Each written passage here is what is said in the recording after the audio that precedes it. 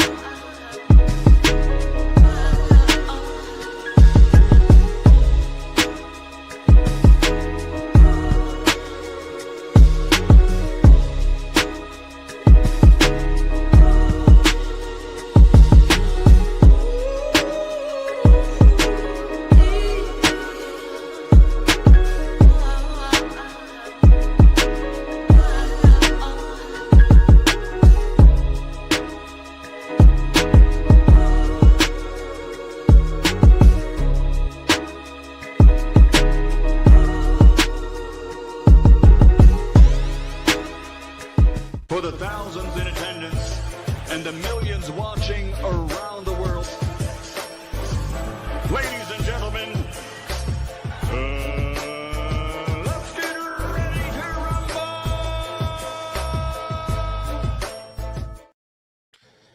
Yeah. What's going on, family? It's our boy Coach Malachi in the building. And we are back. Let me make sure we should be on point. I was just double checking, making sure everything was working. Yeah, man, the motherfucking man. Gotta make sure everything on point, fam, you know? Make sure everything on point. You know what I mean? So, you know. Shout out to doggone Daniel. Dan, what's going on, fam? Sorry for being a little late. Shout out to Daniel, man. Shout out to Jamie. Jamie, what's going on, fam? Yeah, the old boy feeling good, you know how it is. Shit. Nah, nigga be. Shout out to doggone AB Arnold Brown in the other chat. Salute to you, fam. And shout out to everybody else, man. You know, everybody rolling in slowly but surely. You know, I'm a little late, you know what I mean? But, you know, it is what it is. Yeah, man. Shout out to Akila. Akila, what's going on? Make sure you can hear me, shit. Okay, yeah, y'all can hear me. Okay, cool. Yeah, shout out to Akila. What's going on, Akila? Man, you know what? Shit, I think I might have found a new routine. It's a new routine. I probably, new routine is the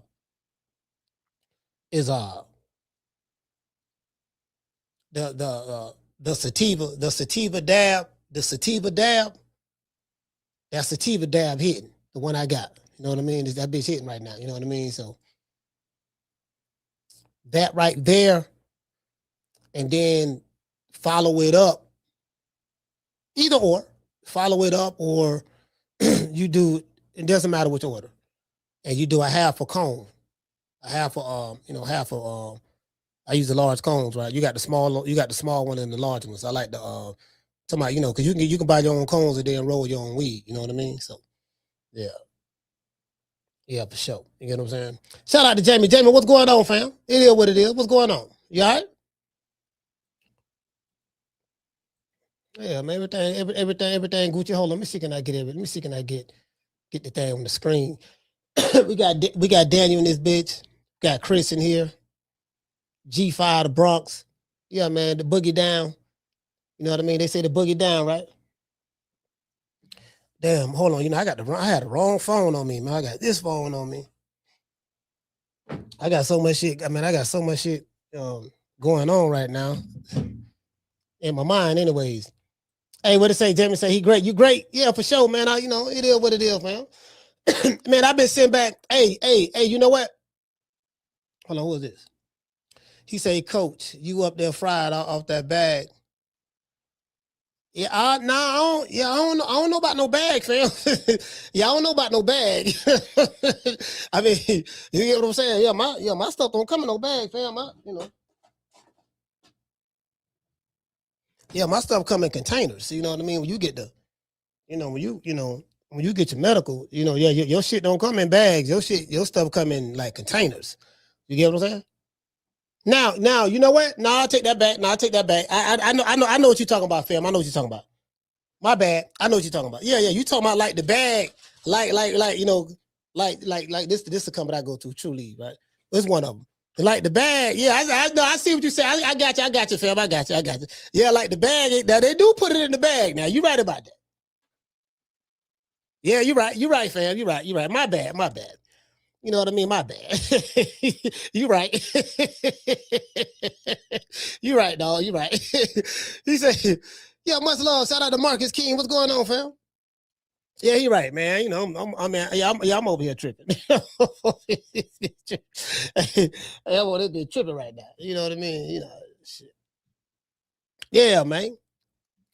Yeah, it is what it is. Hey, now check this out. Somebody sent me this interview, right?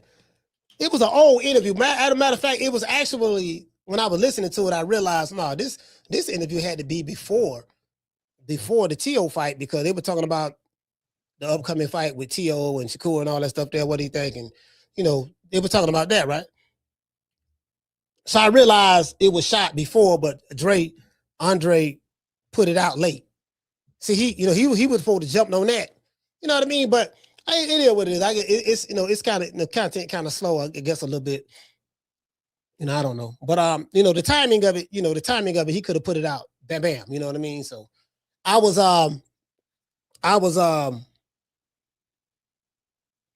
talking to someone from, you know, a good brother. I just say a good brother over there, man, over there with Bill Haney's camp. You know what I mean? Good brother, man. You know, my man, you know, he a cool dude, real cool brother from the town.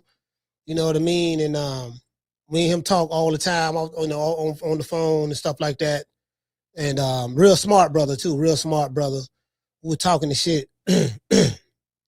And he had enlightened me on some things, you know what I mean, that I won't share. You know, I can't share that, but he had enlightened me on some things. I was like, oh, okay, that makes sense.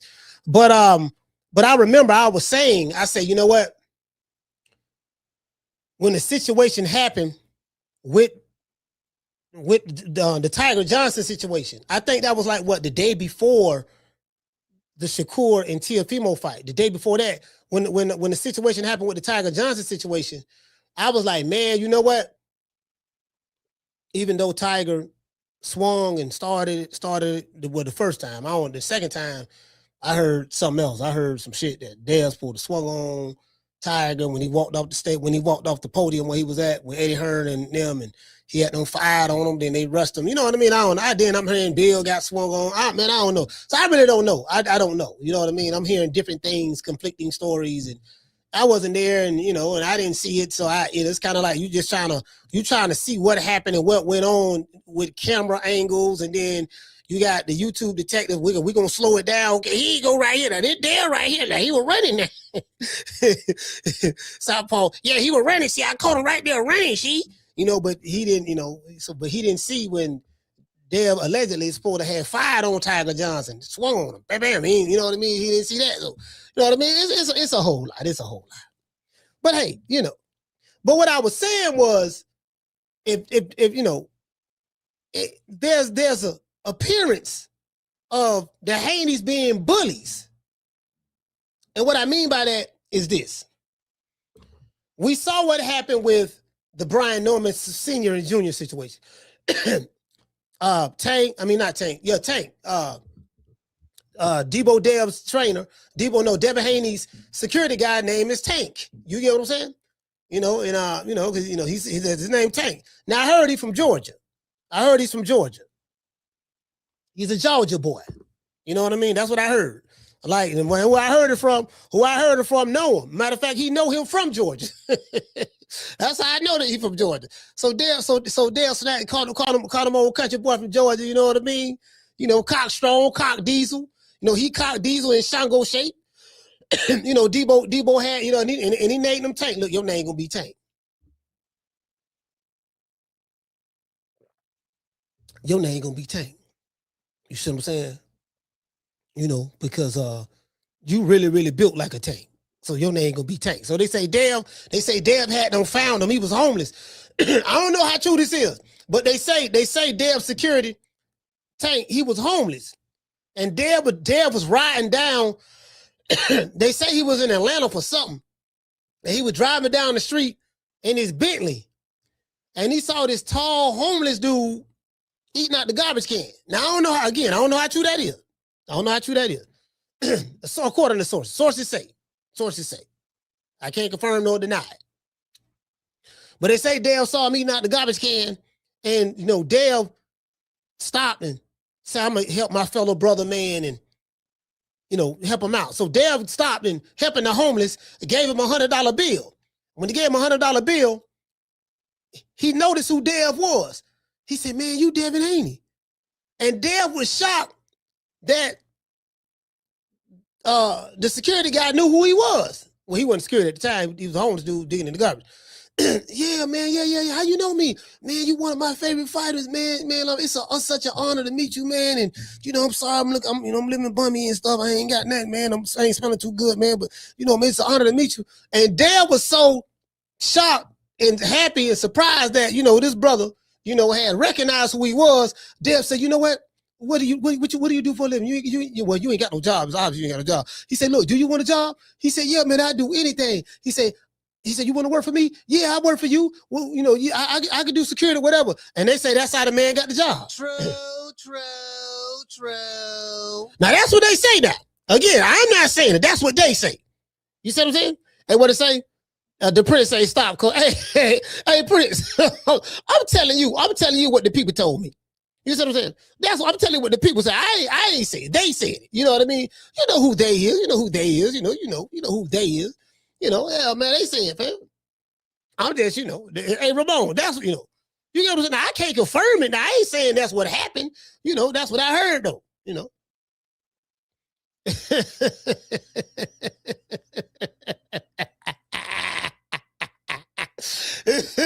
He had no foul, no picked them up, and the man was homeless.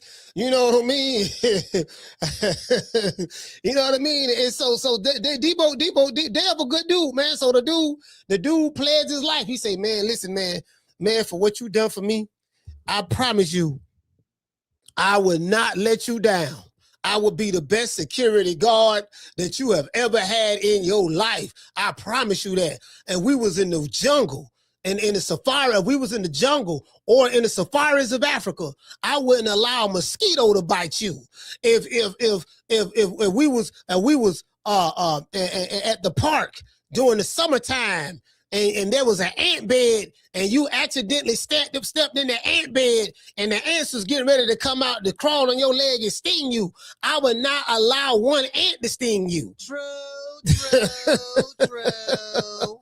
This nigga, that's one of them security guards. I'm like, you got to kill that nigga, that boy.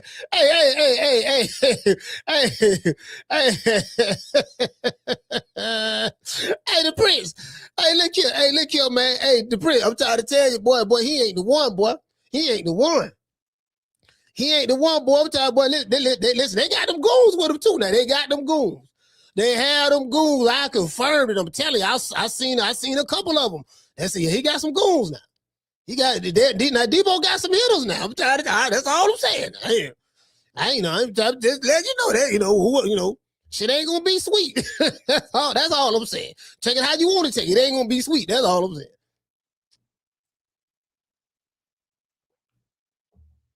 Man, shout out to Steph. Steph, what's going on? That's what I heard now. Sources say. hey, sources say. You get what I'm saying? According to reports. Yeah, according to reports. That's how he got the job. Now, I'm looking at the interview and stuff, right? I say Bill on there popping his game. I'm laughing at Kiki Kid and shit, because I'm laughing at Kiki Kid. I said, this nigga Bill, what's so good talking ass nigga right here, boy? Boy, listen, one thing I will say, Bill got the gift of gab. He got the gift of gab. He got the gift of gab. Now, two Oakland niggas sitting down talking. Dre kind of like laid back, but he's a great interviewer.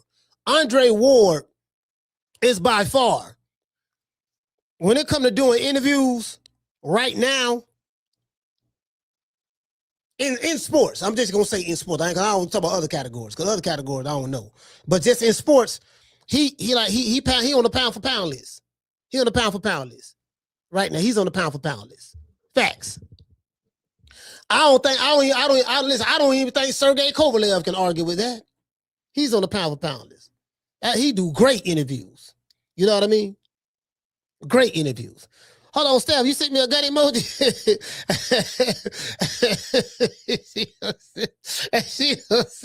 Hey, I ain't seen one of them in a minute. It's been a while since I seen a gun emoji. I thought hey, Steph. I used to see these on the regular. 2021, 2022. I used to see gun emojis and demon face emojis. She say, Coach, if I'm judging you right, you probably somewhere right now. I'm doing research in the background. She said, you probably somewhere right now. Hey, man, look here, man. Hey, check it out. Man, I had my partner, man. Motherfucker, shout out to Shock G, man.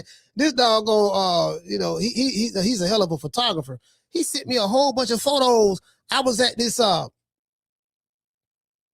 this is 2024. Yeah, 2024. We was at I'm in LA. And my Free Rebecca Ross opened up his dispensary. It was the grand opening of his dispensary. I didn't have any of the pictures from that event.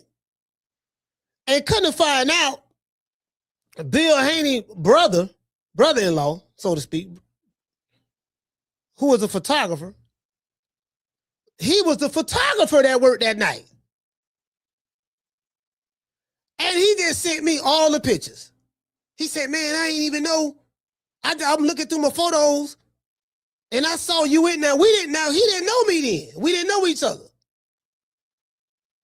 So he looking through the photo. He like, man, goddamn, because I'm at the grand opening of the dispensary, but also Free Ray had a birthday party that night. It was his birthday. So Warren G came out to perform. All the celebrities came out. The different blood sets was there. Different Crip sets was there. Who else? Let's see. Comedian Scruncho was there. Warren G performed. Ayatollah Marv was there from Compton. The Blood, OG Blood. Melvin Farmer from the Hoover Crips. No, he's no. He ain't no Hoovers. My bad. Damn, but them niggas, that's black. No, he ate Trey. I think he I think Melvin Farmer. I forgot what set he had on. I forgot, man. He told me, man. I forgot. He a Crip though. Anyway, but y'all get what I mean. You from LA, y'all know. Y'all know. But yeah, he was there. It was a lot of celebrities there. There was a lot of celebrities there. You get what I'm saying? And we was taking pictures and flicking it up. You know how it is. You be at an event and everybody, it was an all-white party too. It was an all-white party.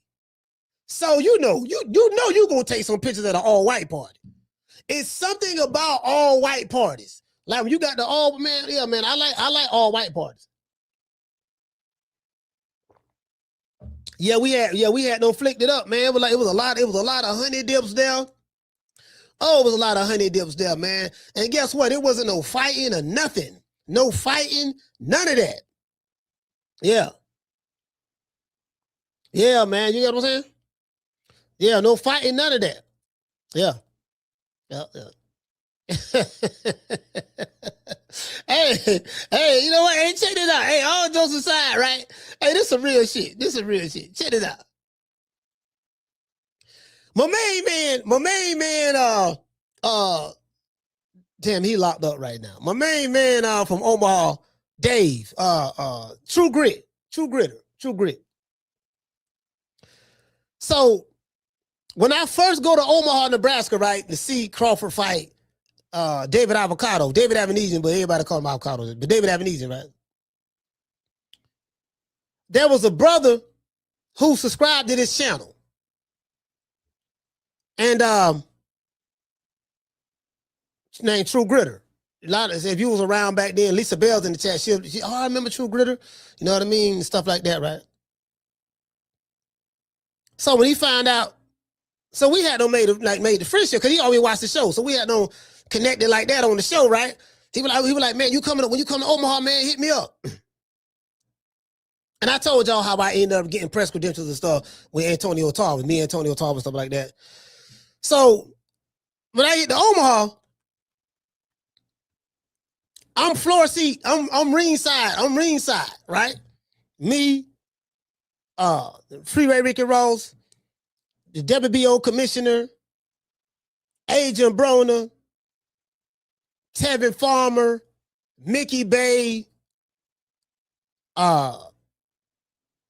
Regis Prograde,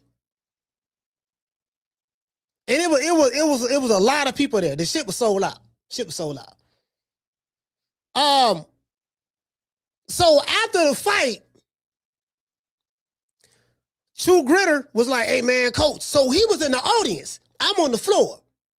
So he spotted me when the arena, when the fight was over. He spotted me. He said, "Coach, man, what's up?" And guess what? It was like 5 people who knew who I was, who watched this show, and and when they saw me, we took pictures and stuff. They're like, "Man, I be watching your show all the time." Bam, right? So Grit was like, now Grit 6'6". This nigga, well, listen, he's 6'6". Yeah, Dave, yeah, Grit 6. His name Dave, but yeah, Grit 6'6", right? So Grit was like, "Man, what's up, man? You want to go to the after party?" I said, "After party? What after party?" "Yeah, man, Bud got after party, man. It's gonna be at such and such. Let's go." Now, if you don't know anything about Omaha, Nebraska, right? See, I didn't know it was gangs in Omaha. I didn't know this, right? It's a lot of gangs in Omaha. So Grit from the hood, like he from the streets. You know what I mean? Like this nigga trapping. So I'm in the car. So I get in the car with him, right? I don't know if we gonna get pulled over. This the kind of shit I be doing. I'm all out of town, jumping in cars with niggas. Hey, I don't know. This is my first time. I don't know if I'm finna get pulled over.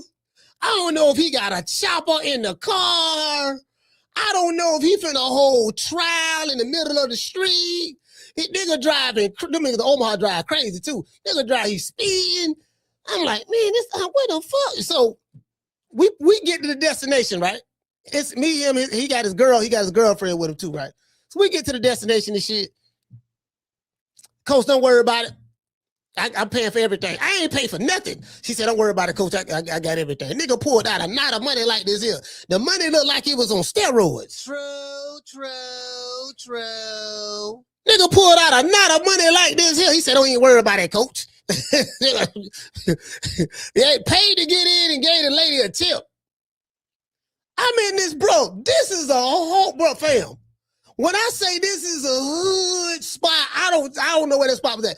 It looked like it was at a garage or something, right? I'm talking about a hood. So I'm talking about ratchet on top of ratchet, hood on top of hood. I said, okay, bro, nigga, I'm seeing gangbangers, killers, gangsters. Just sitting. I'm sitting walking, and I walk around this bit by myself. We at the thing. He said, "Coach, what's up? You want something to drink?" Bro, this bitch was packed. I'm talking about you, bro. It was shoulder to shoulder in there. It was packed. And I was like, "Nah, man, I'm good. I'll drink." So I said, "Yeah, get me a Sprite." So he got me a Sprite. So I'm sipping on the Sprite and shit. Cause I'll drink. Bro, it smelled like, listen. Everything, bro. It ain't everybody. It's the whole place smell like weed. Everybody smoking. I think the police outside smoking. I ain't sure, but it look like this. Everybody smoking. This bitch packed. Bro, it looked like, but I knew. I said, you know what? Now this is my spot, though. This is my spot. I'm walking around like, okay, shit, you know what I mean? But I'm surrounded by danger. I got killers all around me. I know because I know I'm from that element. I'm like, these niggas, this is the hood. And the True Grit, the dude on Wit, he arguing with this shit. This shit bumped into him. Like this nigga 6'6". Like he was a monster. He like she bumped into him. He looked at her, and she started going off. Oh, bitch ass. She said, oh, fuck ass nigga. Said, get your ass out the way. And he looking at her like, he looking down on her, of course. He looking at her like, man, bitch, who the fuck you talking to? You know what I mean? It look like he finna. I'm trying to calm him down verbally. Cause one thing about me, I ain't but 168 centimeters. You see what I'm saying? One thing about me, I ain't getting in the middle of no fight of nobody. I try to talk to you now.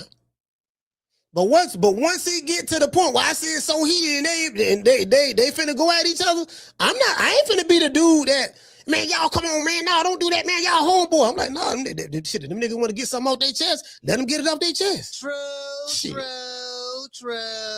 That's how we do it. Now, if you want to get something off his chest, let him get something off his chest. You know what I mean? I ain't gonna, Yeah, you get that. That's the homeboy I am. Yeah, man. Oh, hey, man, look, man, let them go ahead and fight. Shit ain't gonna last about a couple minutes anyway. They're gonna be tired. They're gonna be tired in about a couple minutes any goddamn way. So you let them go ahead and wrestle a little bit and tussle and do what they gonna do. Get that shit off their chest and just move on. To this day. Yeah, I ain't breaking up no fight now. If y'all want to throw some hands, throw some hands.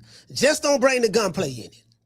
You know, don't bring the gunplay in it. If y'all don't want to throw some hands, just throw some hands. If y'all that hell bent, then so be it. You get what I'm saying? Yeah, but we in this bitch, and then about 30 minutes go by, Bud walked through the motherfucker. So it's Bud, his nephew Trey, who's always with him, Shakur Stevenson, and I think Wayne, his security Wayne, white boy Wayne.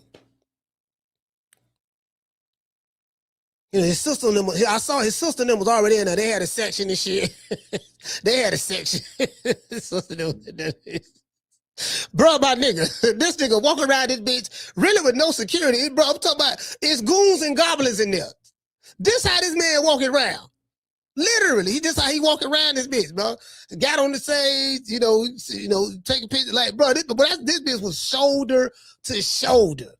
It was cold outside. It's December in Omaha. It's cold. It's damn near freezing. It was cold outside, but inside that club, it was hot. This the type of dude Bud Crawford is what I'm trying to say. Places that you think someone who have the type of money and celebrity that he has should not be at, that's what he gonna be at.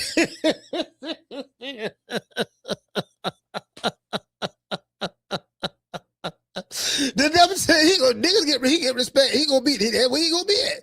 Yeah, dog. Virginia, the same shit. Who's in Norfolk? Same shit. Like that. You know what I mean? Because he don't give off like he's a regular guy. He don't give off that celebrity type energy.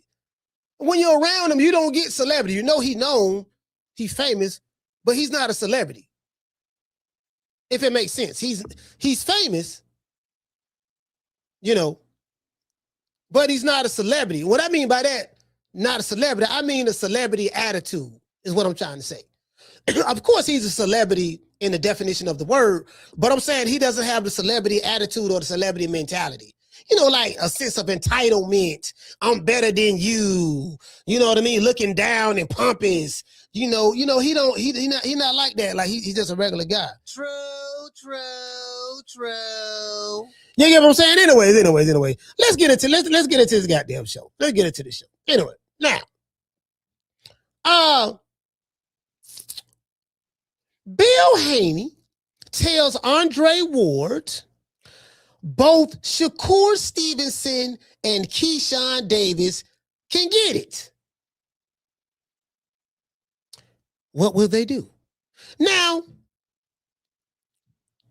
a little bird told me from the WBO,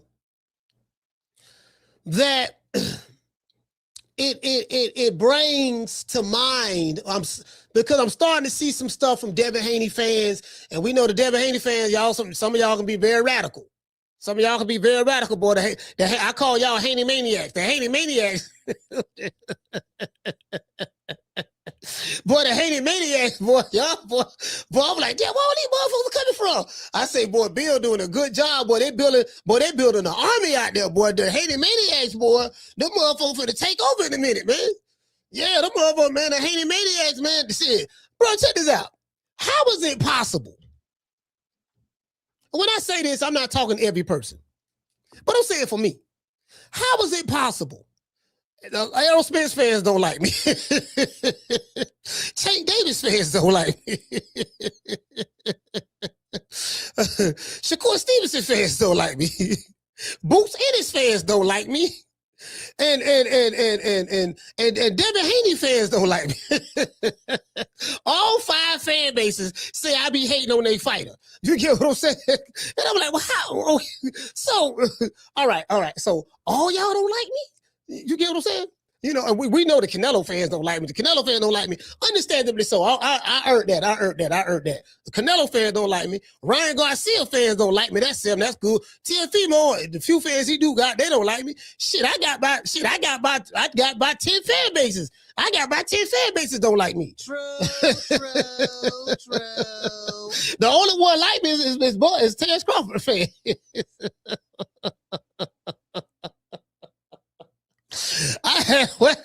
Them the only ones, boy.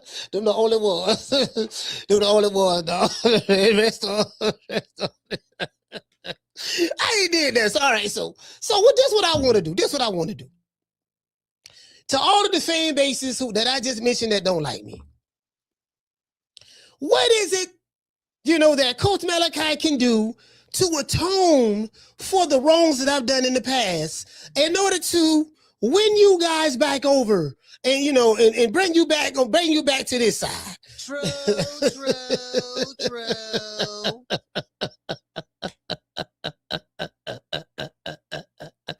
Hey, shout out to the what, Mr. Hale. What is it that I can do, I want to change my ways. I want to be a little bit more nicer. I want to be a little bit more less sarcastic. It's very difficult for me not to be sarcastic because I have a master's degree in sarcasm, and I'm really good at it. I'm really good. I'm talking about pound for pound. I'm the best. Like, nigga, I'm in the top 2 when it comes to sarcasm, right? I'm very sarcastic. I'm sarcastic with my kids. I keep some slick shit to say. I don't be trying to do it. It's just that I've been doing it so long. You get what I'm saying? No, Diddy. Y'all want Yarmis coming over here. Coach, you've got to say pause. You said doing it so long, you've got to say pause. I don't want him to come over.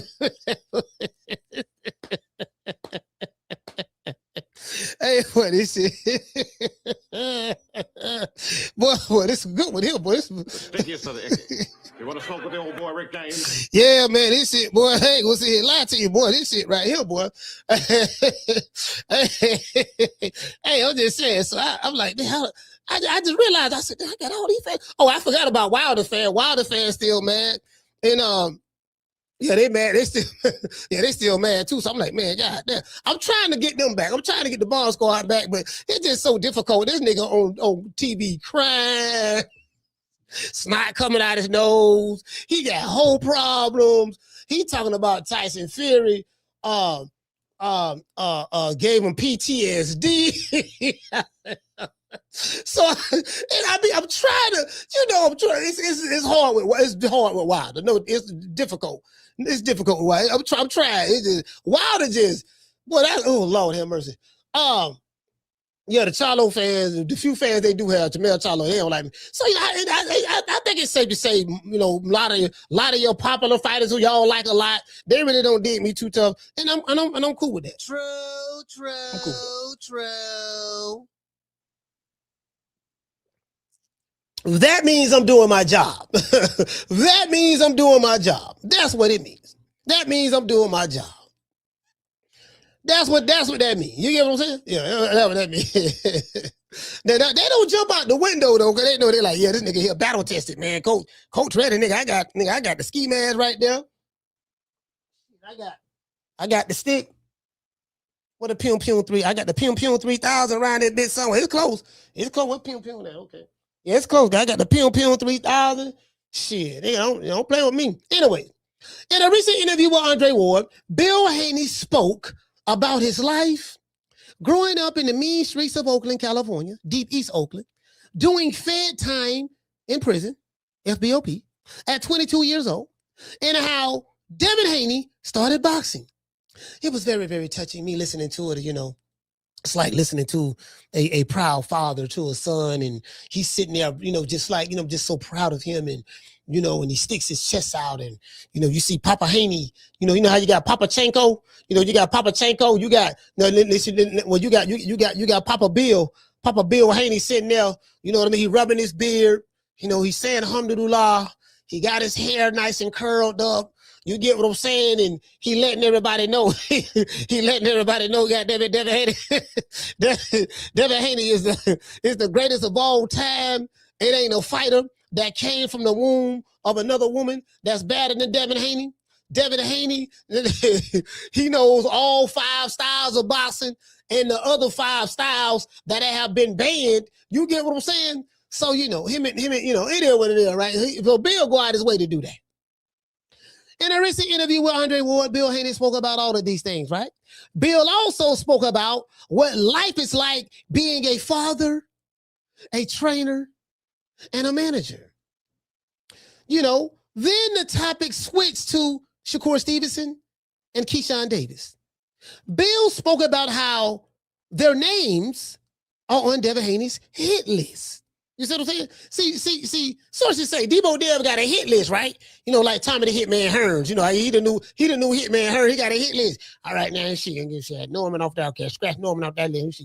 You see, I got Tank right there. I don't know why you got Tank. I think, you know what I mean? Like, Tank fighting court case. I got Tank right there. You see, we got you see. We got Shakur Stevenson, yeah, he on the list too. Let's see, Keyshawn, he in there somewhere. They go Keyshawn right there. Meeshawn right here. We got Meeshawn. Let's see, Ryan Garcia, I think he down there somewhere too. Let's see who else we got. Let's see, King Kong on here. Yeah, King Kong, he can get it too. Let's see, who else on here? Godzilla on here. Let's see, who else we got? We got Piccolo on the list. Goku, yeah, your ass on the list too. Black Freezer, he on the list. These niggas walking around. These niggas walking around. That nigga Bill Haney funny than a motherfucker. Hey, Bill, yeah, we got a list, dog. We got a whole list of sap suckers we looking for. We got a whole list of sap suckers right here. Let's see who we got right here. All these sap suckers. Sap suckers, Deebo Dev want to fight. Let's see. And they better not duck neither. Let's see. We got Meeshawn, he been running his mouth a lot. That boy from Virginia, Meeshawn, who gonna get his ass? Let's see, who else we got? Let's see, Coach Eddie from the ATL, he been talking slick too. We gonna get him too. What the boy named Corey from Miami? Yeah, we gonna get him too. Yeah, you on the list. Let's see what's on the list. Jamie from New York, you on the list. Let's see. Keela, yeah, we don't discriminate. You on the list too. Let's see who else we got. Let's see. Miss Sheila from Houston. Yep, you ain't too. You on the list too. Let's see what we like. Listen, Deebo Dev walking around that bit. Well, Ramon on the list. Yeah, he on the list too. You gotta put him on there. You number 10 on the list. Yeah, hey, listen, the man walking around. Ultra Instinct, Goku, you on the list. Hey, yeah, somebody said great. Just somebody say DC Gray. Yeah, DC Gray is definitely on the list. Yeah, they definitely got DC Gray on the list.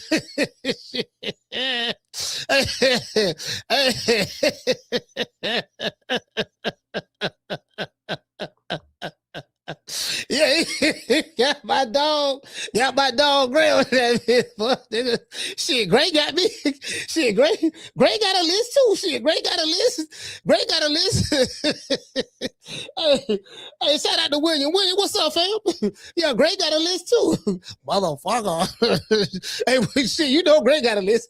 Gray say, when I see that motherfucker, he say, man, when I see that motherfucker, Bill Haney, I'ma slap that motherfucker. I dare you that. If he ever bring his ass around this way, I'ma slap him.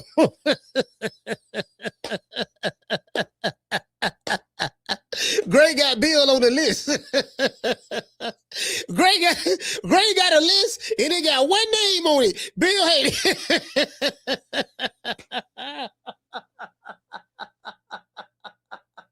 Hey, Gray got a list and it got one name. He got Bill name on that bitch.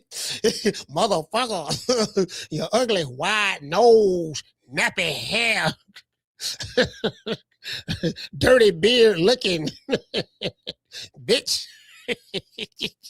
And coach over there laughing with his little short motherfucking garage nose looking. Who Framed Roger Rabbit looking possum face. Key, nigga, always, bro, like Gray had these long, and he be cursing you out, and the man be cursing you out, and be using all of these adjectives.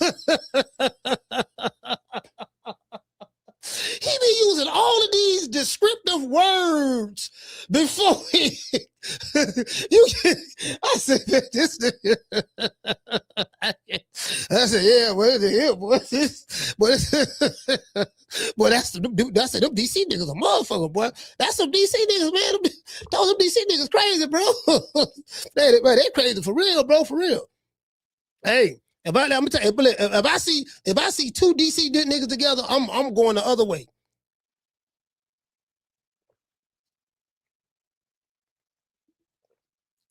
Like for real, I'm going the other way, man. Shit, man.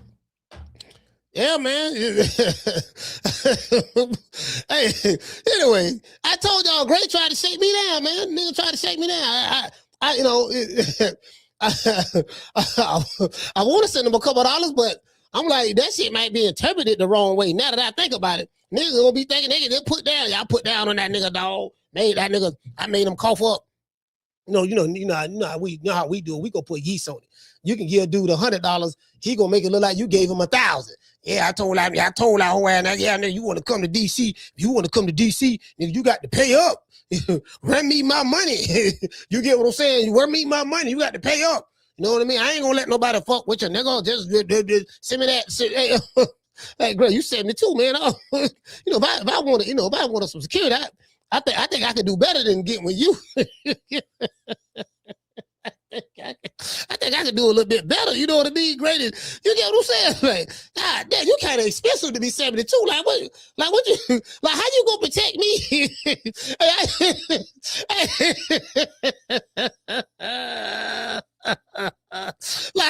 Great. Look, man, look. I'm like, you 72, dog. $800, 72. I don't know about that, Green. Now, hold on. You don't know. Wait a minute. I was born during the daytime. I was born that night, not last night, Green. That's too much goddamn money, fam. Shit. What do we got to throw some hands? Like, you ain't as fast as you used to. You know what I mean? You ain't as fast as you used to be back when you was in your 20s and 30s. You know what I mean? Yeah, man. You see, we might be in a jam somewhere, man. We got, you know what I mean? Shit.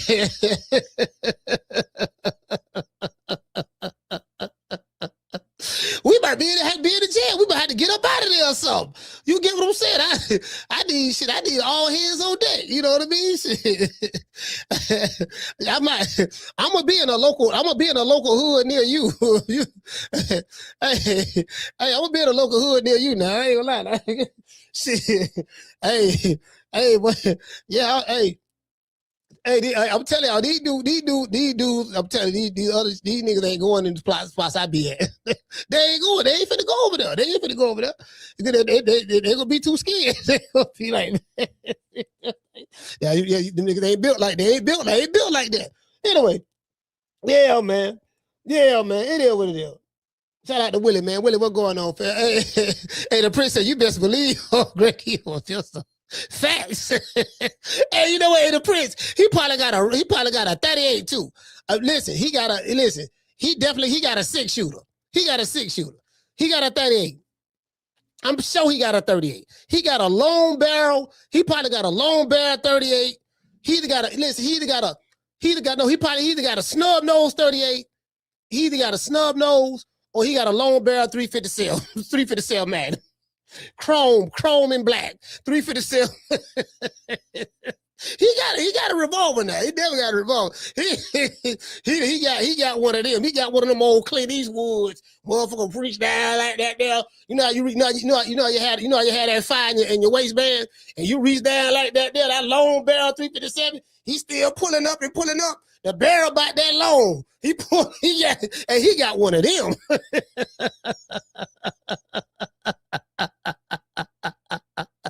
Hey, he got one of them. He got one of them, boy. Yeah, I'm sure of that. If I was a betting man, he got one of them. Hey, motherfucker, put him up. Didn't I tell you to run me my money? Huh? Didn't I tell you that? Huh? See, you've been listening to Bill Haney. Where you at now? Now what? Run me my money. Now I told you to listen. I'm gonna give you my grandson Cash App. You got Cash App, don't you? I got Cash App. All right, then I'm gonna give your grandson Cash App. Now send the money now. I'm finna call him right now. Hey, give me my flip phone. Give me my flip phone right there. Nigga got that 1988 Motorola flip phone. He got one of them phones. He got one of the phones they had on Miami Vice with tubs and the crocketing tubs. You know the big tall ass phone they had. They put with the long antenna. He got one of them. One of them at the house. Motherfucker. Shit. Call this country wide nose. Bama ass. Nigga talking that shit.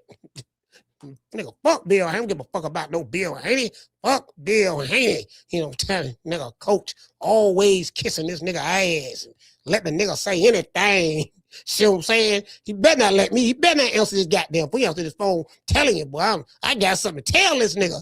And then listen, then he called the show. He want to argue. I said, Gray, you watching the show from 2 weeks ago. That ain't what we talking about today. That's from 2 weeks ago. He want to argue about a show. He said 2 weeks. Fam, look, it's called a replay. No, we ain't talking about that today. You here talking about it, mother. I'm looking at you.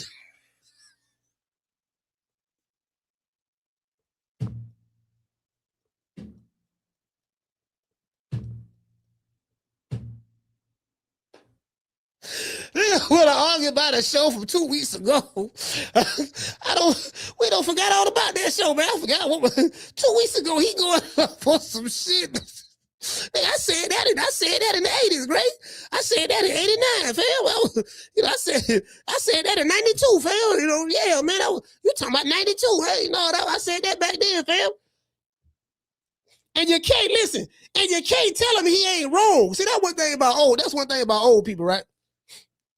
You can't tell them when they wrong. Like, you can't tell them when they ain't wrong. Like, they, you know, you can't tell them, you know, when they wrong, you can't tell them they wrong. Yeah, you can't, no, listen, you can't tell them they wrong now. You damn sure can't do that. You can't tell them they wrong. You might run try to tell them they wrong, man. Be like, yeah, you know, that's why I'd be like, yeah, you got it, man. If y'all ever hear me say, yeah, you got it. Yeah, you got it, big dog. You got it. I'm done. If you ever hear me say that, I have come to the conclusion that this is a fruitless conversation. You know, there's no need to go any further. You get what I'm saying? I don't tap out at this point. You got it. I'm giving it to you. You listen. You giving it to you. I don't have dudes that I said, all right, man. And I said, no, you got it, big dog. You got it. No, nigga, no. Don't be saying I got it just because I got it. I know I got it. No, you know. And I'm like, fam, I'm giving it to you, dog. You got it. You know, you got it. You got it, big dog. You win. No. You just saying that because you know I'm right. and you don't want to argue the points. And I'm like, what the motherfucker want to argue, fam? Look, fam, look, I'm giving it to you. I concede. You got it. No, no. Hey, listen. Women to do that too. Women to do that too. Like, you ever been in a relationship with a woman, and it's at a point of y'all might be having an argument about something, and then you be like, you know what, man, fuck it. Okay, yeah. All right, babe, whatever you say, whatever, right? Nah, you just saying that. You just saying that. And you really don't mean it. And it's like, okay, you got it. You trying to give them the victory. They don't want it. Women do that shit too. So women do that shit. Motherfucker, they want to argue, fam. Motherfucker want to argue, dog. I'm like, man, I don't like to argue. That's me. I really don't like arguing, dog. I'm gonna get my point across. It's real simple. We can agree to disagree. You feel this way, I feel that way. I'm perfectly fine with that. Let's just let bygones be bygones. I ain't got that. I'm not the arguing type, though. Anyway, so what was that? Okay, anyway. Okay, Bill also spoke about his life being a father, training, and manager and all that stuff, that right. Then the topic ended up switching to Shakur Stevenson and Keyshawn Davis. Also, Bill also spoke about how their names are on the list. So when it came to what he said to Andre Ward, and this is kind of like, I mean, it's a pretty good interview. You know what I mean? But what he said to Dre is that Shakur Stevenson would be easy work for Devin Haney.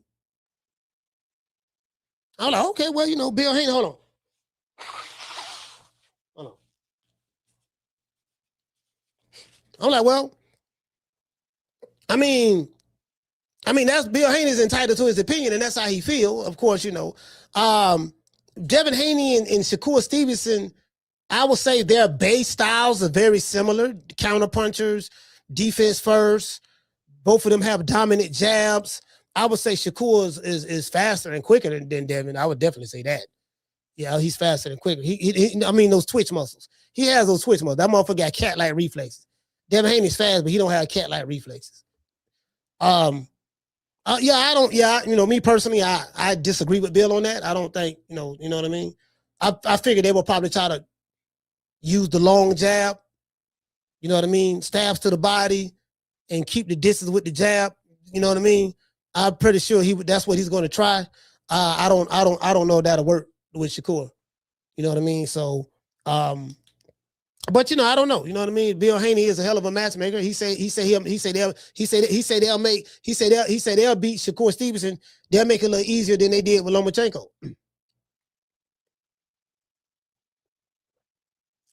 I'm like, okay.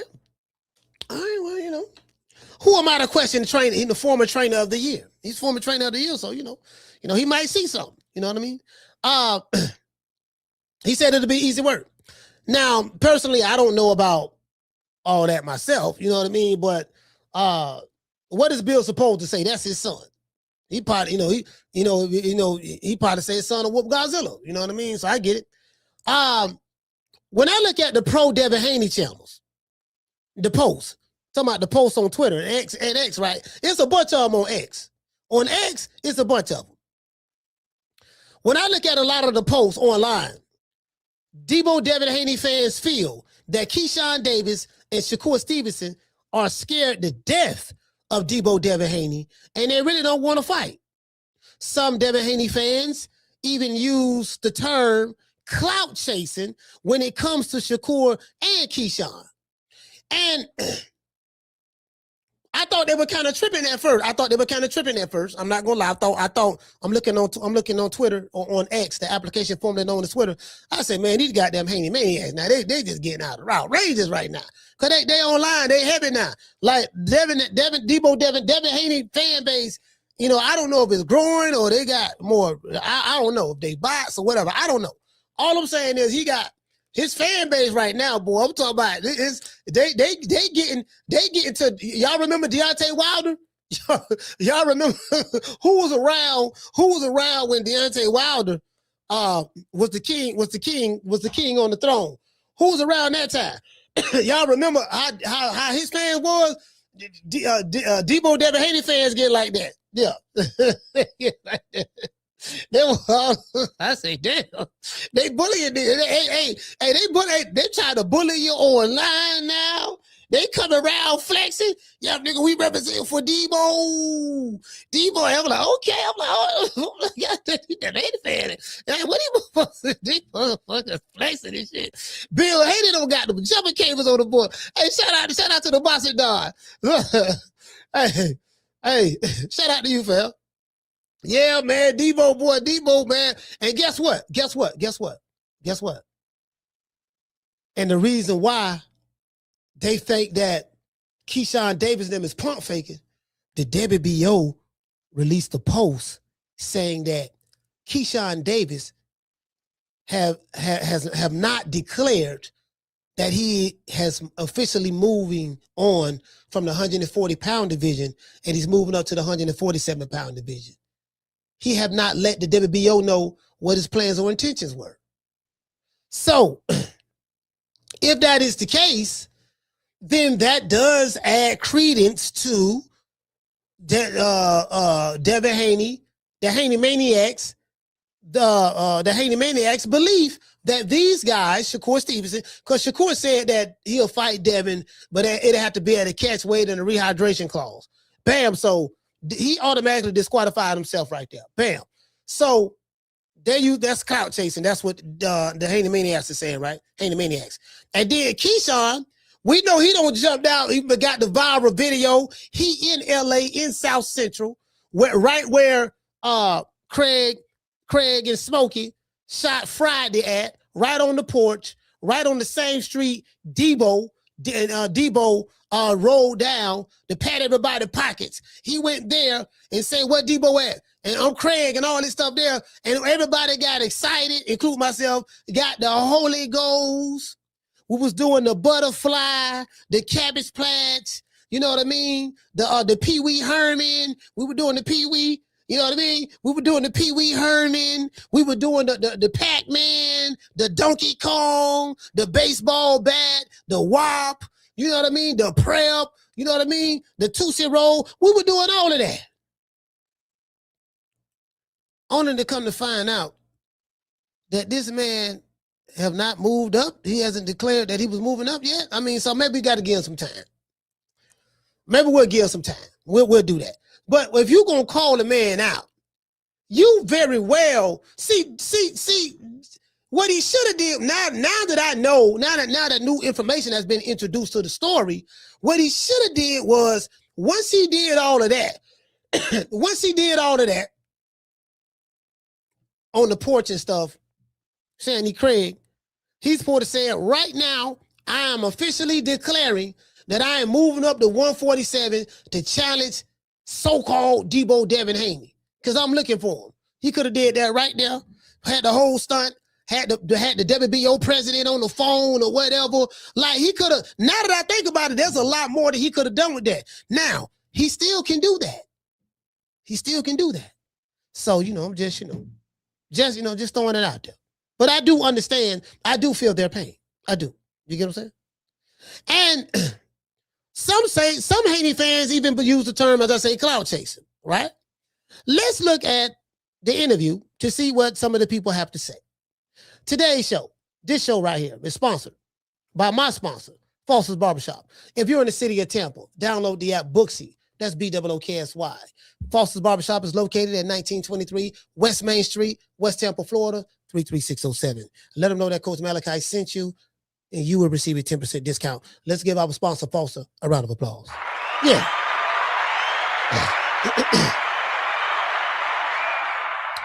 Yeah, man. Yeah. It is what it is. It is what it is. Hold on. Matter of fact, hold on. We're doing like this here. You dig? Say that right there. Yeah, man, it is what it is, man. Listen, man, I really appreciate y'all. We are here today. We are going to look at this interview. But before we get into the interview, I want to dedicate this show to the hood. I want to thank the whole hood who came out here. I love y'all. I did this for the hood. Y'all know I beat that boy. I ain't gonna lie to you, man. I'm feeling kind of good right now. I'm feeling kind of good right now. I ain't gonna say a lie to you, but I'm feeling kind of good right now. I am feeling good right now. See what I'm saying? So, you know, it is what it is. Let's go over here to this interview, man. Hold on, where is that? Oh, here you go right here. You know what I realized? Like I said before in the beginning of the show, you got two dudes from Oakland. I think Andre Ward said he from North Oakland. Bill said I'm from Deep East Oakland. And according to Bill, Deep East Oakland is where all the real players in Max originate from.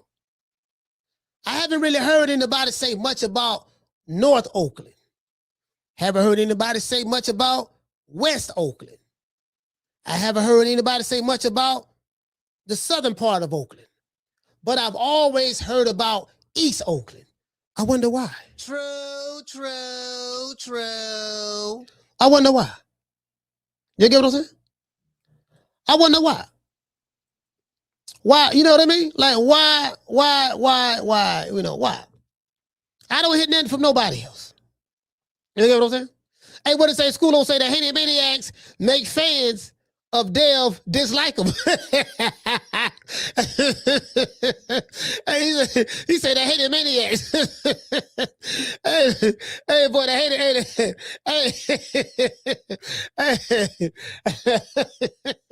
Motherfucker, the Haney Maniacs, boy, they give them time to tell you, but they coming out with tank top, ripped at the top. Hey, you know what? Hey, Schoolo, when I used to watch wrestling, right?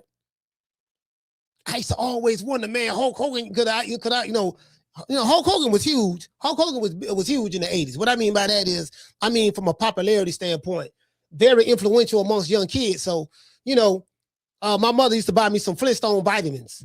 And, you know, y'all, you know, if you came up in the 80s, you know what I'm talking about, 80s or 90s, the Flintstone vitamins, right? So I used to watch Hogan and watch a lot of wrestling, right? So I remember, goddammit, Hogan had them rip this shirt. You know how he used to always come to the ring and rip his shirt off and all that stuff like that. Nigga, I would try to rip it. I would try to rip the shirt out, right? Yeah, I said, God, I think it was WrestleMania 1. I think it was WrestleMania 1, right? I want to say that came out 85 or 86, something like that. WrestleMania, I'm trying to rip this ball. Hey, I didn't know that he used to have a cut, like a cut right here on the top part of the shirt. Like he had a cut with the razor blade right there, right? That's so when he grabbed the shirt, it already got a tear in it. I'm thinking this motherfucker really. Hey, my mama had to whoop my ass one time. I had to mess the shirt up. I almost stressed it all the way out.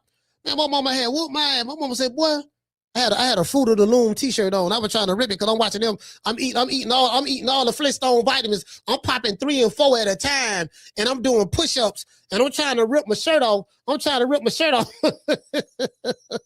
Nigga, I'm doing push-ups. All throughout the match. Popping Flintstone vitamins. Hey, Jamie. Hey, I'm dead serious, bro. I'm dead serious. Nigga, I'm popping vitamins like, hey, shit, man. Shit, nigga, Hogan was, man. Yeah, man. That was the cocaine. That was the cocaine and steroid era right there of wrestling. Anyway, let's listen to this here. Back in the car and we ride, and he's like, so what you think? Yeah. I was like, damn. I was like, well, look at you. Yeah. He was like, what? I was like, dude, look in the, I told him, pull down the visor.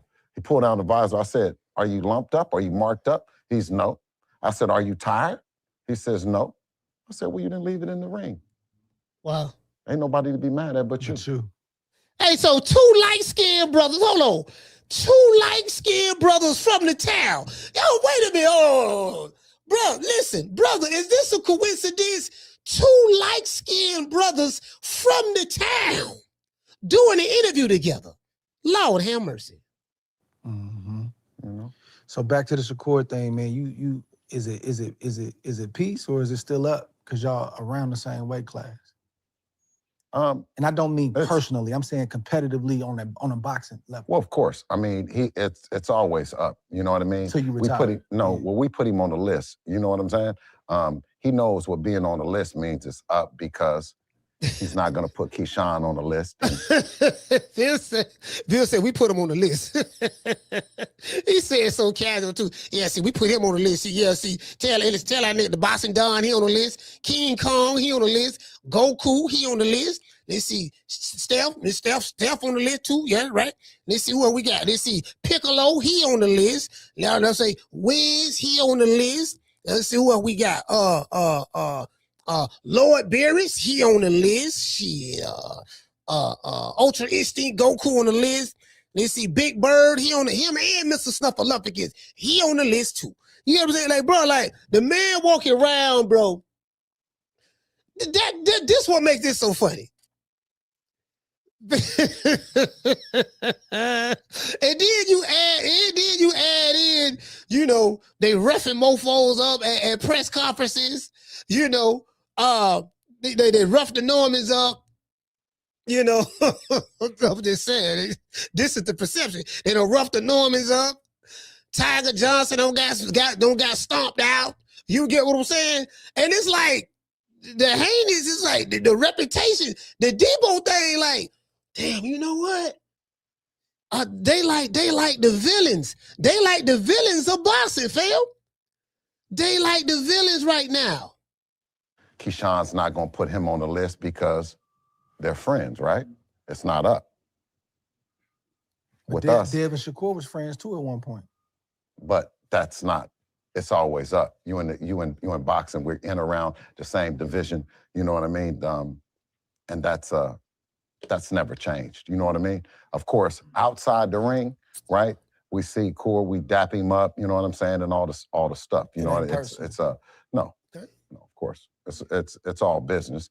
And both of the guys quest to the Mount Rushmore of boxing because they both have a path to get there. It's not like Shakur is not going and trying to be the best, one of the best ever. Devin is trying to be one of the best ever. And in that pursuit, you have an opportunity to really show how great you are. So he said, so Bill, said, hold on, this is another thing too, right? Bill Haney has a cult-like following now. Because Bill is the one that got the gift of gab. He the one that's popping that game. He is the brains. You know, like Pinky and the Brain. Bill Haney is the brain. You get what I'm saying? He's the mastermind. He's the orchestrator. You get what I'm saying? So he's the mastermind, the orchestrator. He is the one who deeps into, he's the one that digs deep within the deep within the triple darkness of the mind of thought. He digs deep into the triple darkness of thought, and he pulls out ideas, and he goes about these things in unorthodox ways, right? Now, some people just say, "Oh man, damn all that. He's a bullshit artist." Some people say he's the bullshit artist. Some people say, and that very well might be true. You know what I mean? I can't confirm nor deny that. You know what I mean? But some people say he's a very, very smart man. He's very brilliant. Now I do attest to that. He's smarter than the motherfucker. Tell you, he's smarter than the motherfucker. I'm tell you now, smarter than the motherfucker. You get what I'm saying? So, you know, you feel me? And you know, that's what that is. Mm-hmm. How you looking at this fight Saturday? Extremely competitive. I think there'll be times where. So this is, you know, he asking about Shakur and, you know, father trainer, this and that. It's a whole lot of shit. He said, I'm glad he put chapters here, but I didn't do a great job. I didn't do a great job time stepping it. But let me go right. I think this is. The email. No, what? I'll show you the text right now with him. You know what I'm saying? He'll run a smear campaign. No offense, Top Rank. We do business. Golden Boy, they'll run their smear campaign. And the other product, you see Eddie, he's out there smearing as much as he possibly can. Is he? Well, I mean, when they talk about him, he openly says that he's not allowed to, or he's not at liberty to say things that are inconsistent with him when a fighter is being promoted by him, right? When a fighter is being promoted by him, he has one language and one verbiage he uses, and then when a fighter is not promoted by him. So stop listening to Eddie Hearn. Promoters, they politic. Promoters in politics, exactly. I'm saying they politic, yeah. Absolutely, yeah. But there's only one man in boxing that has an allegiance to the people. Yeah. That's Devin Haney. Mm-hmm. Not signed to... Hold on. Now, wait. I want y'all to follow me on this. Bill said there's only one man that has allegiance or pledged allegiance to the people. He said that's Devin Haney. I don't know if I agree with that. I'm gonna tell you why. Bill Haney is the one that's doing the talking. And I know what you're saying. Well, Bill Haney represents Dev. Yeah and no. Yes and no. Bill Haney is the one that is the brains behind it. He's going to make decisions that's going to put his son in the best position possible the way he see fit. I don't know if people are looking at Dev as being grounded or what he said for the people when it's his father is the one that's doing it. It's like, if he would have said Bill Haney is more for the people, I could be like, okay, yeah, because Bill be out there mingling with the people like that. You get what I'm saying? He be out there mingling with the people like that. He's establishing that. I don't know if Bill can establish that for Devin. Devin would have to be the one that's kind of like, do you get what I'm saying? You get what I'm saying? So I hear what he's saying, but I'm like, I don't know about that. Because I know when Mike Tyson was boxing, Mike Tyson was for the people. How I know? He used to be out there with him. You'll see Mike got them in the Liberty City shooting dice in Carroll City with Convertible Burt. Or you'll see him in New York some goddamn well. Walking through Brooklyn by himself. And ain't nobody gonna rob him. Ain't nobody gonna do nothing to him. Ali used to walk amongst the people. I don't know. You get what I'm saying? I don't know.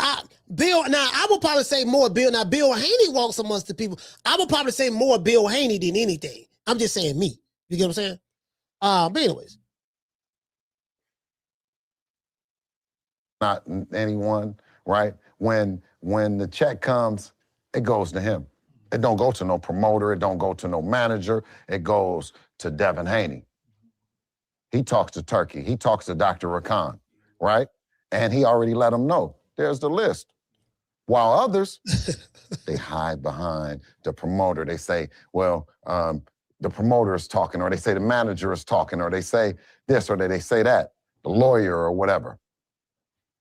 I think that he's the only one that's changed that way of looking at boxing, of you needing a promoter or you needing that voice. I don't need to know any other names that's on the list unless you want to share that, but how many names are on the list? Drake said, how many of this, man? Let's cut the shit. How many names on the list? How many, who you got on the list, dog? This to get to the, yeah, Drake, hey, now listen, Andre Ward sitting back, got his hand on the chin, he just listening. A great interviewer always listens. When you interview, especially face-to-face, when you interview, you listen. Now, it has to be a point in time where if a motherfucker just rambling, going on and on, because you'll have a motherfucker run the clock on you in the interview. You can't let him run the clock on you neither. You get what I'm saying? What I mean by that is like a Bill Haney, he'll run the clock on you. You ask him a question, DC Gray will run the clock on you. One question will lead to a 20-minute answer. Do you get what I'm saying? So you can't let a motherfucker run the clock on you. You listen. Once you get to what you're looking for, then sometimes you may ask the question they don't like, and then you redirect. So it may be something that's uncomfortable to them, and then you redirect, go to something else. And then when you go to something else, then you circle back on that question you had to redirect from, but you ask it in a different way. Did you get what I'm saying? So Andre Ward, he good. Real names. Solid, viable options. You know how many names? Does anybody know how many names it is? I think it's about 10 on there. You know? It's about 10. It's the first time in history a fighter then came out and put all the names on a list. Now, Bill, he asked Bill a direct question. Bill gonna answer the question. But he said all the other stuff in the lead up to answering the question. Instead of Bill just saying, oh, that's easy.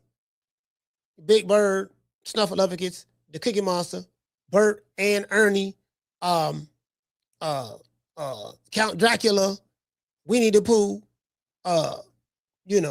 Tickle Me Elmo, Mojo Jojo. Instead of him just saying that, Bill funny to the motherfucker. I'm surprised that you don't know it. I know that I think Tank is at the top of it. Maybe Shakur is next, Jerron Ennis. Now, he said valuable options. How was Tank a valuable option?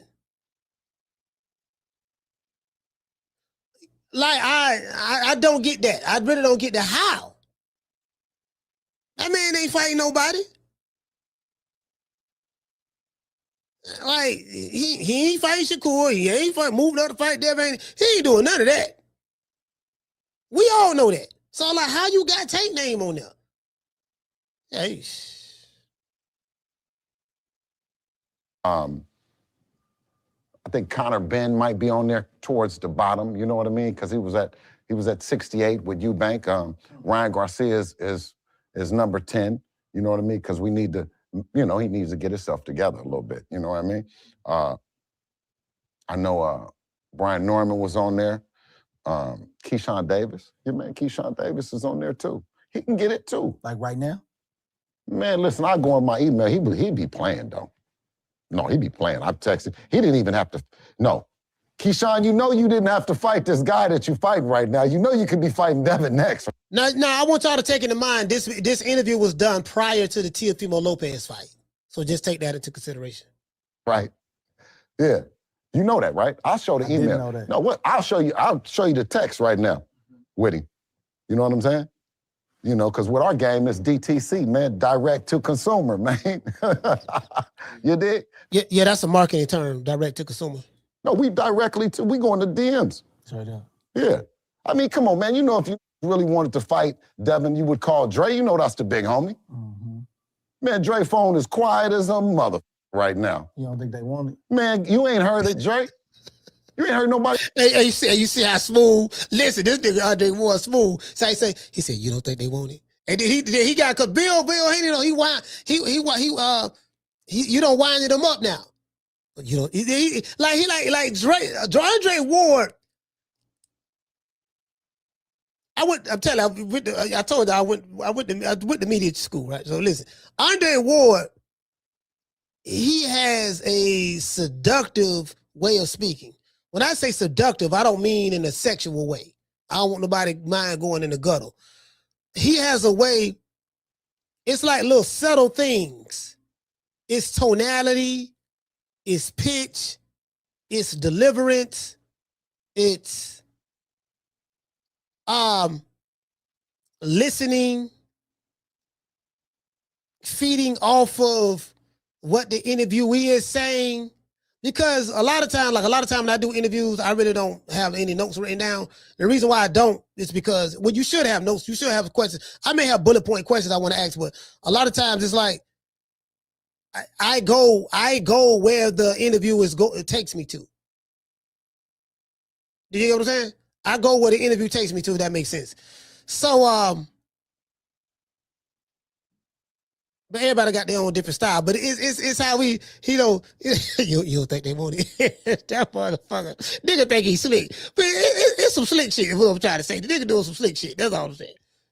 They say, and you up around the baddest motherfucking young motherfuckers in the game. You done showed them everything. What they gonna do next? We've been waiting. We got the list. They on the list. And I'm surprised they didn't even call you and tell you.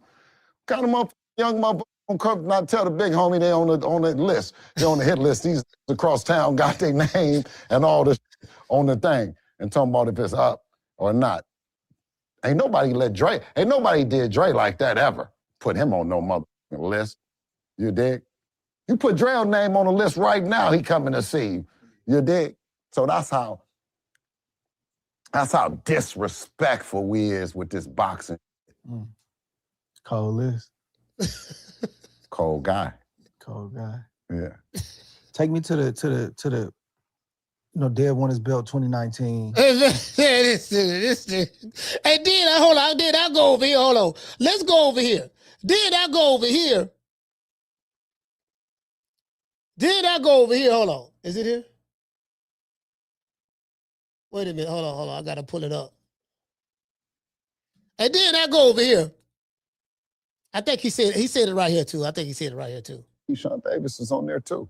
He can get it, too. Like right now? I mean, come on, man. You know, if you really wanted to fight Devin, you would call Dre. You know that's the big homie. How many names are on the list? Solid, viable options. Yes, about 10. I think Tank is at the top of it. Maybe Shakur is next. Jerron Ennis. I think Connor Ben might be on there towards the bottom. You know what I mean? Ryan Garcia is number 10. Brian Norman was on there. Keyshawn Davis. Yeah, man, Keyshawn Davis is on there, too. He can get it, too. Like right now? Man, listen, I go in my email. He'd be playing, though. Keyshawn, you know you didn't have to fight this guy that you fighting right now. You know you could be fighting Devin next, right? You know that, right? I'll show the email. Didn't know that. I'll show you the text right now, Witty. You know, because with our game, it's DTC, man, direct to consumer, man. You dig? No, we going to DMs. I mean, come on, man. You know if you really wanted to fight Devin, you would call Dre. You know that's the big homie. Man, Dre phone is quiet as a mother. He sit back. Hey, Dre Ward sit back. He got his head on his chin. He rubbing his face like this. He told us some,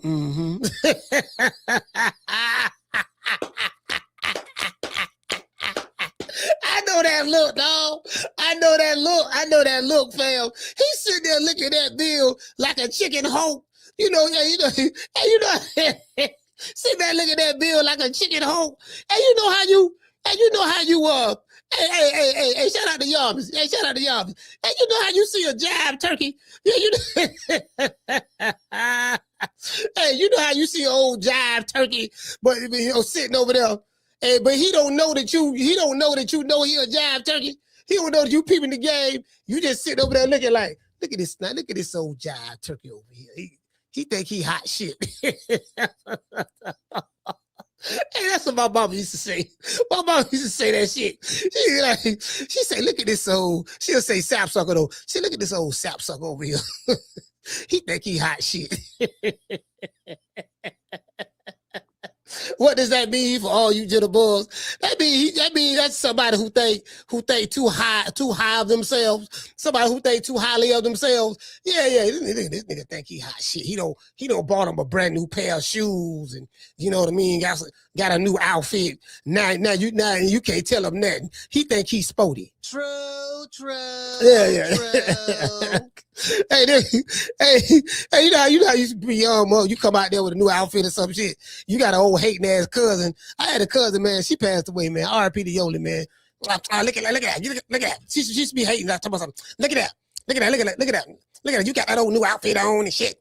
You ain't got your car washed and got them rims shining and all that shit there. You think you hot shit. I don't matter caring about that shit. Why don't you let me hold the car, cuz? Let me hold the car. We going out tonight. We finna go to the Do Lounge, cuz. Let me hold the car. I was like, man, goddamn. Yeah, he sit there, look at that. He sit there, look at that bill. He sit there, look at that bill. Hey, look at that bill. I'm feeling this shit.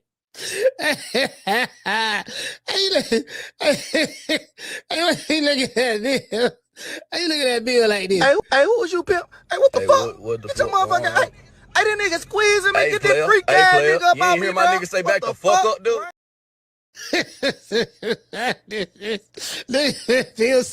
Bill sitting there popping his game. But another thing though, right?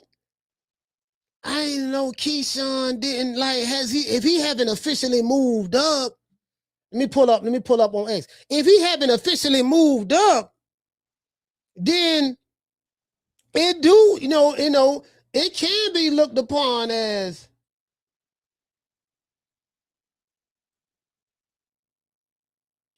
if he haven't officially moved up.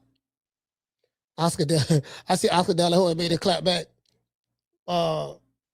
Going off on Zufa. I'm like, man, hey, I'm like, Oscar, nigga, it's over. I was laughing, right? Because Dana White said, man, he's suing his fighter is suing him.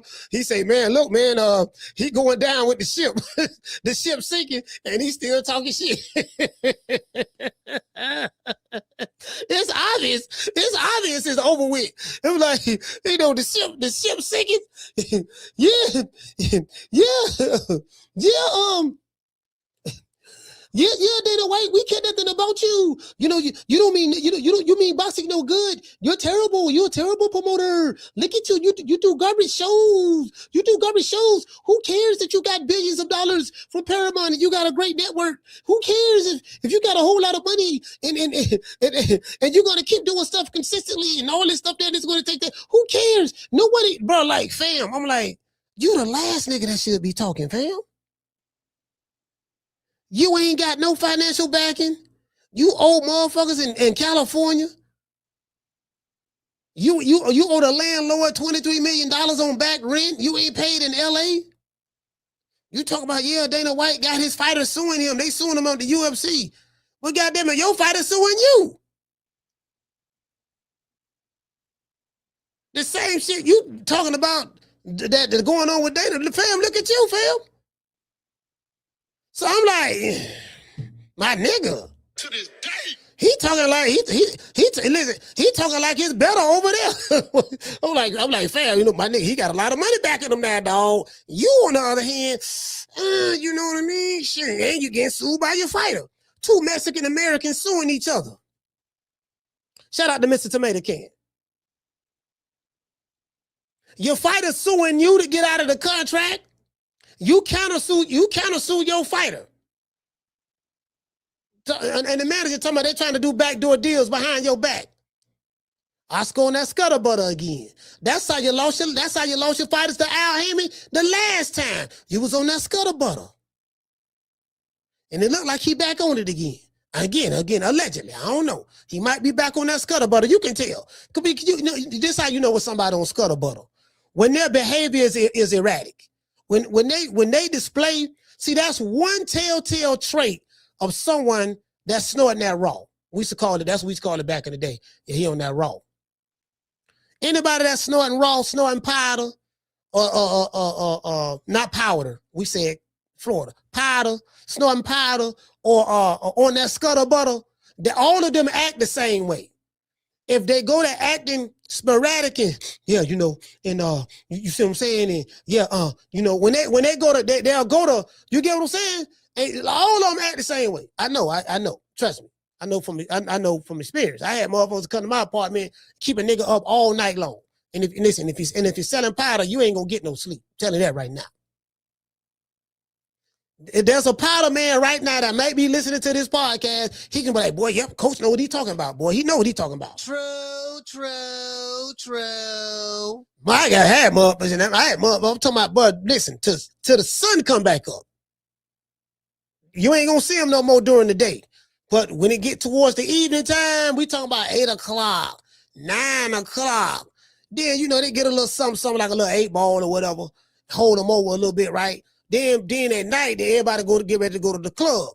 Man, shit, they may go to the club, come back, and they come back from the club, but they're going to be up all night. True. Anyways. But yeah, man, it is what it is. Hold on. As a matter of fact, where is that? If Keyshawn, he gotta move. He gotta declare he moving up, dog. He can't be calling the man out And then, you know, because I see why Devin Haney fans feel that, you know, these dudes is clout chasing. I get it, because if you haven't declared that, then like, what you doing it for? Listen, man, I want to say a special prayer, man. The Mama Hopefield song. And I am thankful for the day he gave. You know what I mean? Yeah, you know. You know what I mean? You know, just in case, you know what I mean? Afro beats in the background. You know, who said nigga ride his bitch? Had a nigga thinking you was on your deathbed. But he I'm like, son, come on, son, you can do it. Come on, this is gonna be for the Oscar. We're gonna win the Oscar on this one, son. Come on. I mean, just lay there. Like, turn your head to the side. Come on, I'm gonna take a picture and upload it to Instagram right now so people can. What the fuck, nigga? If your son was dying like you said he was, Mama Ho, why you taking pictures uploading it? What a concerned mother don't have time to take pictures of her dying son. You know, I'm gonna take a picture of your son. You know, this might be the last I see you, and you know, gonna take a picture and upload it. Like, come on, fam. That's how you know it was some bullshit. That's how you know it was some bullshit. Look, fam, listen, I can tell you, if my son, God forbid, if my son was on his deathbed like that, the last thing I'm thinking about is taking a picture, uploading it to the social media. That's how you know it was fake. Shout out to Curtis. Curtis, what's going on, fam? Curtis, that's how you know it was fake, fam. That's how you know it was fake. That's the last thing on my mind. Yeah, you know what? Come on, son. Oh my gosh, they tried to kill my son. They tried to kill him. You know, you don't understand. Like, you know, you don't understand. Like, me being a proud mother and mommy, you don't understand. It's my, you know, he's close to my bosom. My son is close to my bosom. They tried to take him out. All right, so you decided, okay, so you decided to put some Afrobeat music in the background and take a picture? Why you took a picture of your son at his most vulnerable moment? You get what I'm saying? Yeah, man, this motherfucker, man, boy, everybody mad at me because they thinking I'm being insensitive, and I'm calling out the flim flam. They had to listen to my show, and I had to make sense out of nonsense. Now people like, you know what, Coach, you were right, dog. Damn, Coach, we thought you was just hating. You know what I mean? We thought you were just hating, Coach, but Coach, you was right. Hey, shout out to Mika. Coach, they say, Coach, you was right, fam. You was really there, Coach. You was on it. I said, yeah, man, y'all thinking I be laughing and shit, man, but I be putting much over the target, fam. Yep, that's right. I'm running things. Cream corn. That's why they call me that. Smooth. I got more measure for your pleasure. Stick with me, baby. I'll have you farting through silk. And let a nigga mess with me. I'll jump on him. All 93 pounds of pure dynamite.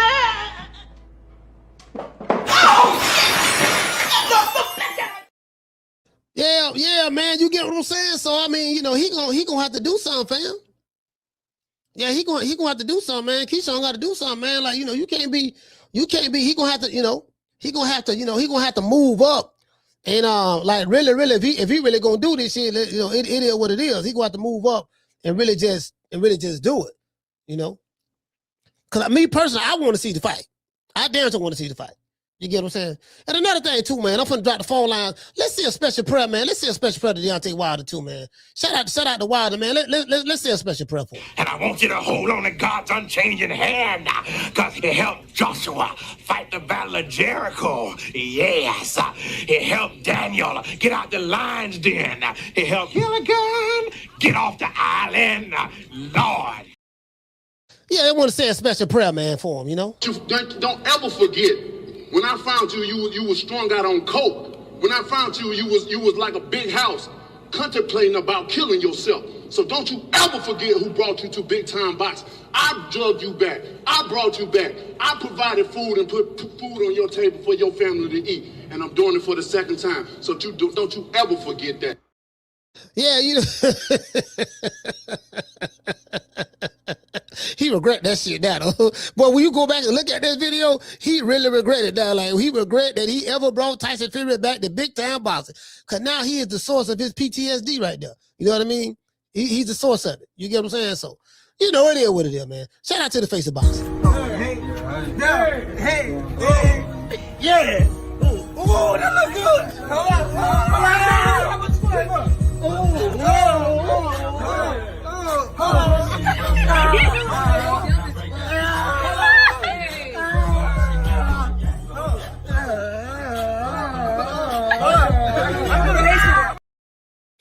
Yeah, man. Shout out to J. Coop. What to say, fam? Jay Cooper, what's going on, fam? He say, dropping that $2 super chat. He said, greater #1 contender on the list.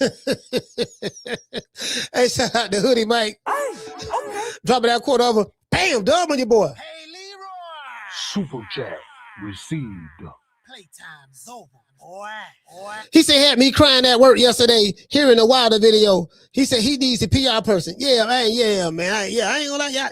Yeah, that shit, man, you know, it be like that sometimes, man. You know, sometimes as a man, you gotta see, Yarmis, there's nothing wrong with a man being showing his vulnerability sometimes. You know, Wilder, you know, him being the king and stuff, you gotta understand he's a man of pride and stuff like that. So sometimes you gotta show, you know, you gotta get out and cry a little bit, you know, and you know, you gotta let that out sometime, you know. But I just didn't like the fact that he did it on Black History Month because it makes us look bad. The reason why I say that is because white, you know, Tyson Fury is the colonizer. He's looked upon as the oppressor, according to Zamunda, and the Wilder fans. You know what I mean? And so for him to it's like he's showing weakness. You know, like you are admitting defeat at the hands of the colonizer, of the gypsy. He put you see what I'm saying? It just like if he would have came out and said it in January. Or if he would have said it on March, any other month but Black History Month, you get what I'm saying? That's all I'm saying. He should have just kept that to himself. Because now we know what it is. Now it's like, yeah, man, he whooped your ass. You in denial of the ass whooping. So you thinking of all this shit. And you say you got your documentary coming out. And he came with no fact. He said, man, you look at, I got old videos and stuff to show you what he did back then. And I say, man, fam, like, he talking about the documentary, and I say, man, this nigga can't talk right. He discombobulated, fam. He discombobulated, man. I don't know what we gotta listen, man. We gotta get back. I plead the fifth. I plead the fifth. 5, 1, 2, 3, 4, 5. Anything you say, 5. Go ahead, ask me a question. Did you? 5. Did Tyson Fury give you PTSD? I plead the fifth. 5, 1, 2, 3, 4, 5. Anything you say, 5. Go ahead and ask me, did Tyson Fury give you PTSD? 5. Yeah, you don't admit that. You don't admit that. Hey, I take that to the grave with me. I take that right there to the grave. I ain't admitting that. Not that one right there. You know what I mean? Not because I'm gonna tell you why. I had them talk too much shit. You don't talk shit like that. And then you get what I'm saying? Yeah, you don't talk shit like that, dog. I want to dedicate this show to the hood. I want to thank the whole hood who came out here. I love y'all. I did this for the hood. Y'all know I beat that boy. Yeah, man. So do y'all think that Keyshawn and Shakur Stevenson is clout chasing? That's the question of the day. Do y'all think they clout chasing? You know, they're saying Keyshawn haven't officially moved up to 147. He haven't declared it to the WBO. And I'm like, you know, they may have a valid point. You want to talk some shit? Call me. Start some shit, bitch. Sup, fool? You gonna talk shit about me, homie? Where you from? Hundreds of niggas is waiting for your motherfucking call, and they all talking shit about you right now. Call the coach at 530-494-9636. We waiting on your bitch ass. Yeah, you get what I'm saying? You know, it's like, yeah, fam, you get what I'm saying? You got to come out and, you know, say something, man. Like, I was under the impression that he, you know, because he said he was moving up. People calling out Devin Haney. I was under the impression that, you know, it's official, but apparently it's not official. So, you know. I don't think Keyshawn clout chasing, though. Me personally, I think he really want to fight him. I don't think he clout chasing. I think so. We just need him to make it official to move up. I need to call somebody. From his camp. Shout out to Chris Legg. Hey, okay. Dropping that quarter over. Bam, dub on your boy. Hey, Leroy. Super chat received. Playtime's over, boy. Hold on. Let me I'm finna call somebody right now. Let me see, can I call him right now? I need to find out What? Oh, that's that right there. I need to find out, can we, is it going to be official? Hold on. What? Oh, there you go right there. My bad. I misspelled. Hold on. Let me see. Can I get him on the phone right quick?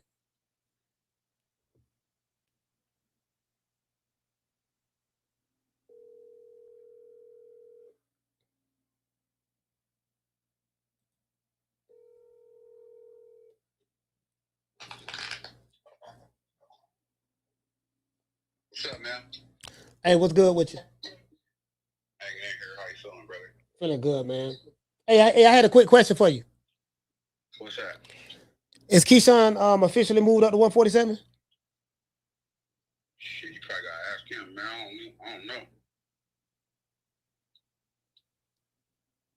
I mean, he said he wanted to fight. He said he wanted to fight Devin Haney. That fight is going to have to happen at 147. Yeah, I'm sure he'll figure it out and let everybody know what's going on. Okay. All right, man. I was just calling about that, man. You know what I mean? I get at you. Sounds good. Be good, man. All right, you too, brother. Yeah, I ain't, said he, he said, I mean, if that dude don't know, I mean, I would tell y'all who that was, but, yeah, if he don't know, he right there with him. Hey, what did say, Miss Sheila? Miss Sheila said, I don't think either of them are clout chasing. Yeah. I don't think so neither, but I just reached out to somebody to try to, you know what I mean? Try to see what's up. Shout out Mr. Boy. He said Keyshawn is clout chasing because at 140 and Devin at 147. Same applies to Devin because Xander is at 154. Hey, you know what? Hold on. That's why I like watching looking at Mr. Boy. What Mr. Boy at? Mr. Boy make a valid point right there. He said if Keyshawn is clout chasing because he's at 140 and calling out Devin Haney at 147, then Devin Haney is doing the same thing to Xander Zayas because he's calling Xander Zayas out at 154, but he hasn't officially declared that he's moving up. It's the same thing. You're right about that. Mr. Boyer, I'm glad you pointed that out. Let's give him a round of applause.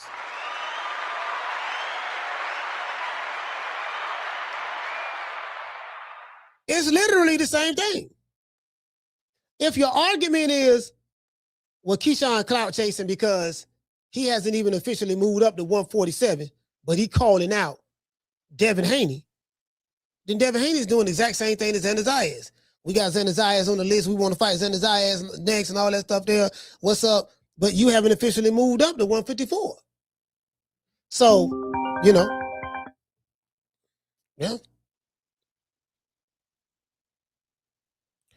Caller, what's your name? Where you calling from? Hey, what's up, Coach? It's Coach Eddie from ATL. Coach Eddie, talk to me.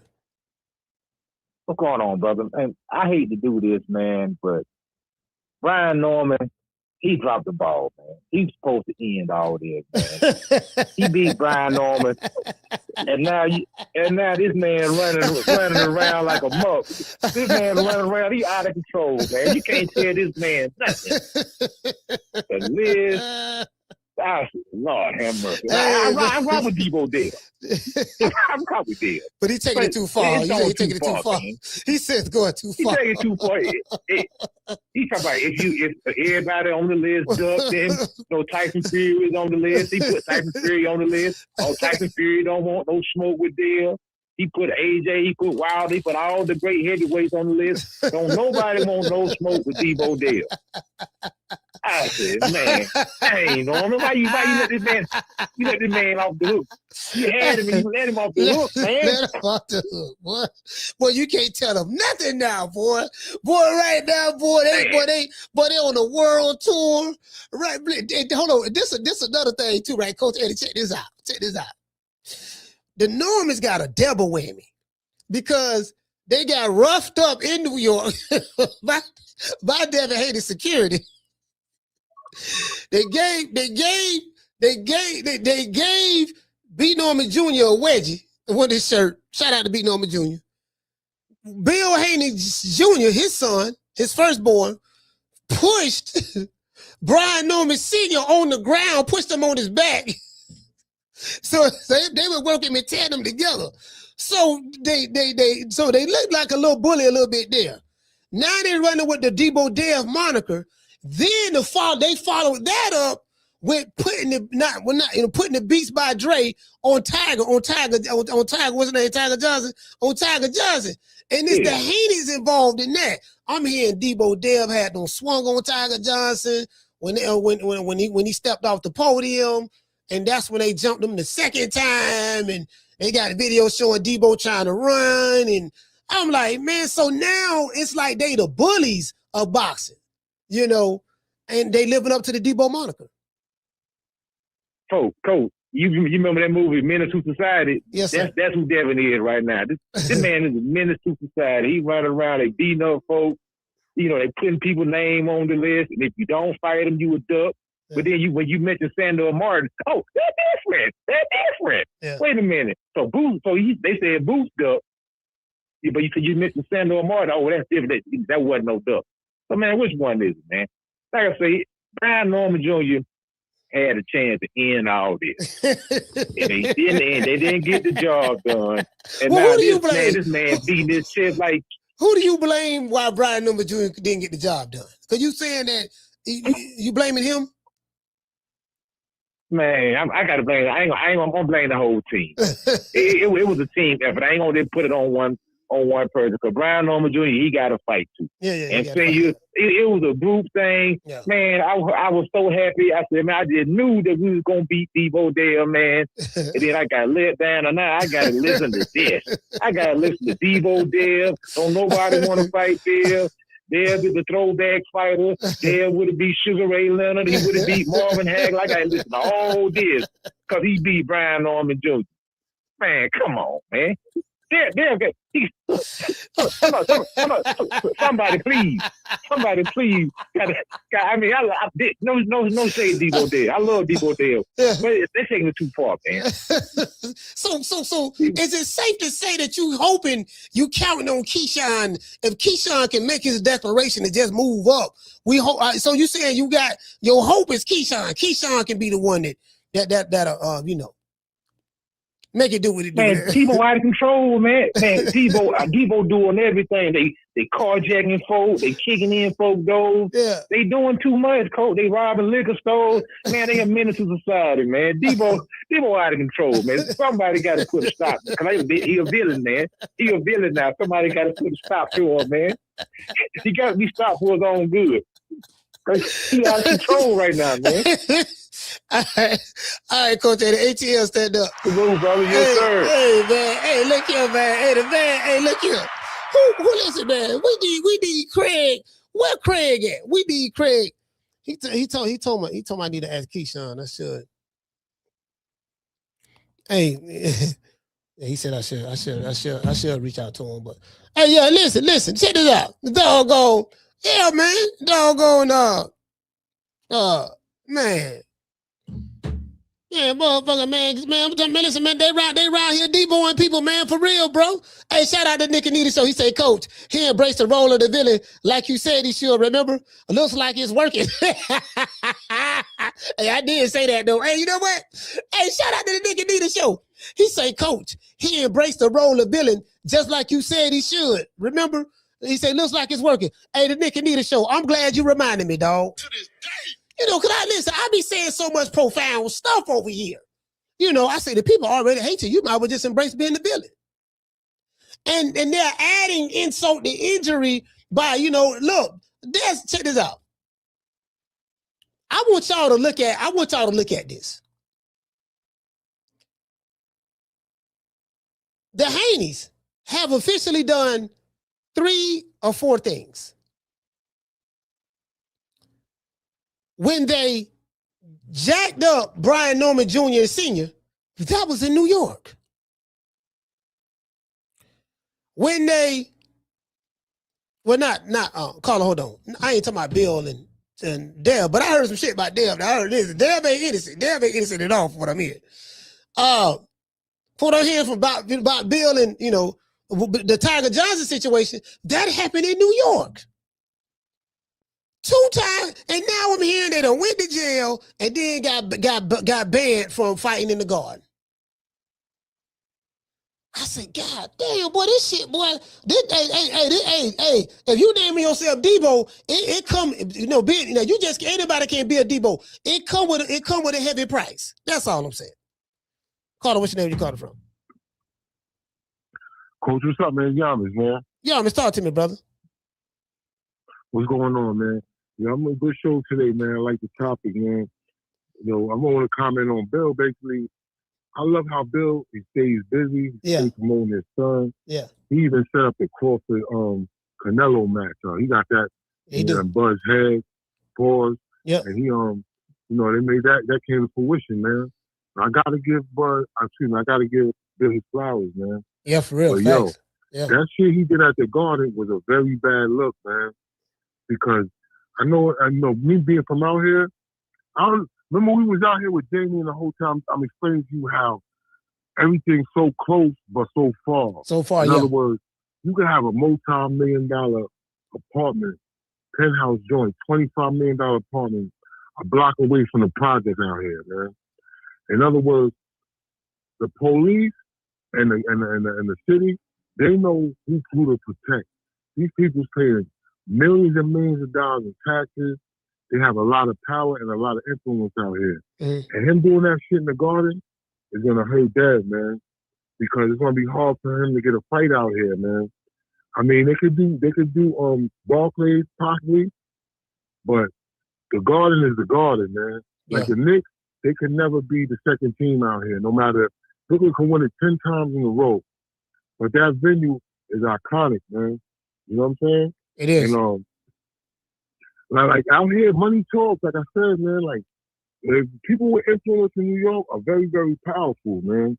And that was a bad look for them, man.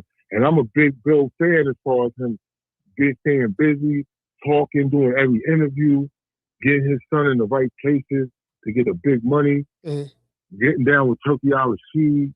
Like, I think Bill should get a stable of his own. Well, he had a stable, but or some other shit.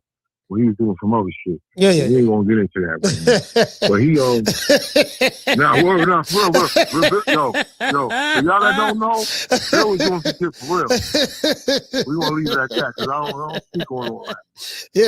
Bill is not a newcomer to the business and promoting this stuff. But as far as Wilder goes, yo, man, I think that nigga done lost his fucking mind, man. And I cringe every time he brings up Mark Breland talking about he stopped a fight and he did some bullshit. Yeah, man. And then he had the nerve to say he put something in his drink. Yeah. Yo, bro, excuse me.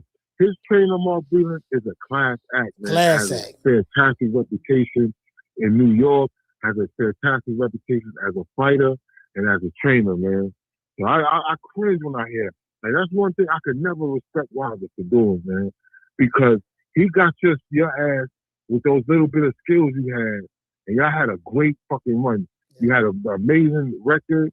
You got a world title for years. Like, yo, bro, I just can't see stabbing that guy in the back like that, man. Yo, you having a good show today, man. I'm going to get up your line. Peace and love, Coach. Man, shout out to Yamas, man. Brooklyn, stand up. Yeah.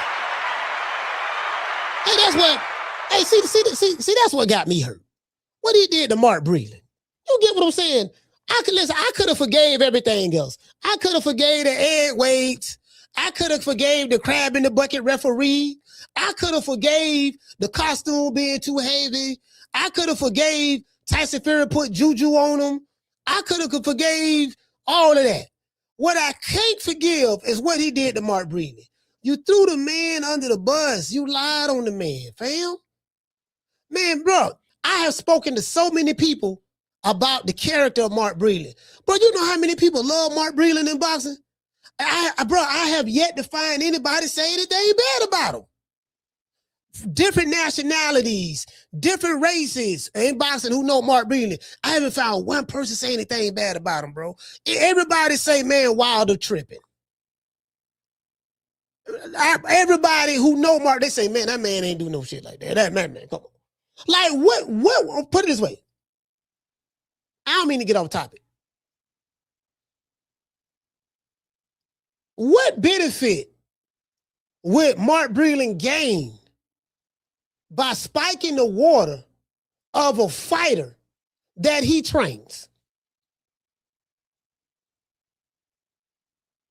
I mean, you had people from the LDBC threatening this guy.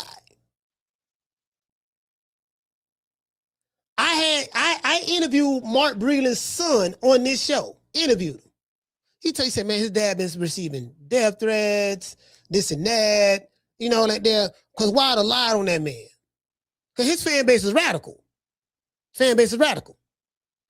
But the $1 million question, what would Mark Breland gain by doing that? This is my fighter. He trained you to become 40-0 or 45 knockouts or whatever. And this one fight, this second time he trained you against Tyson Fury, you fought him the first time with Mark Breland. And this second time, yeah, dog, what I got to do, I got to fix the fight. Let me go in and spike his water bottle so he can get sleepy so Tyson Fury can beat him up. And why would he do that?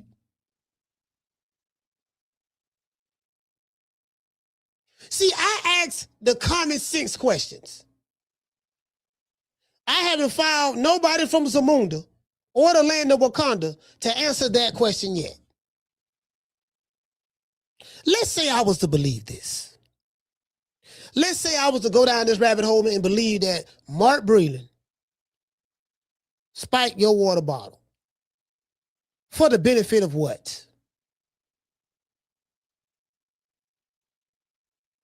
Oh, no, see, we're here now. See, he had got jealous of Wilder. And these fools went to just making stuff up in their head. Why would he be jealous of a guy who he trained? When Wilder wins, he wins.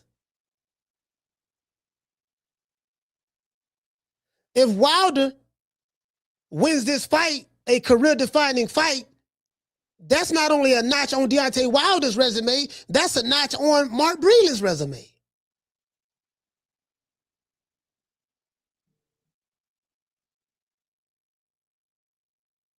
This dude say reverse engineering. Why wouldn't he do it?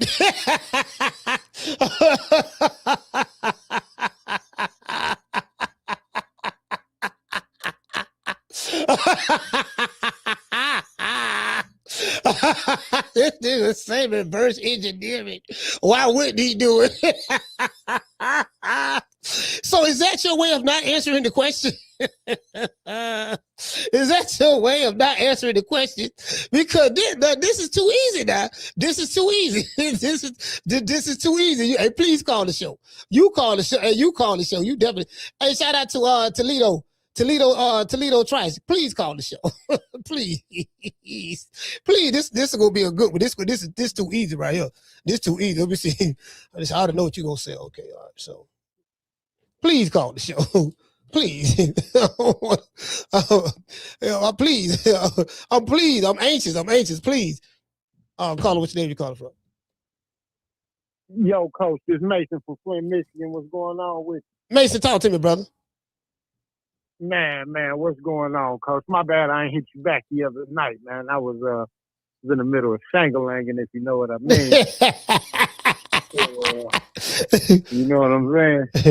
But as far as the clout casing goes, right, with Keyshawn and Shakur,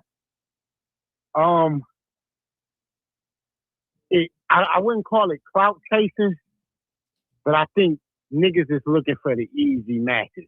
Mm-hmm. Not Keyshawn, I'm talking about Shakur. Right. So a couple days ago, I hear the nigga come out and say he want to fight Pitbull Cruz and Ryan Garcia at a catch weight of 144 pounds, right?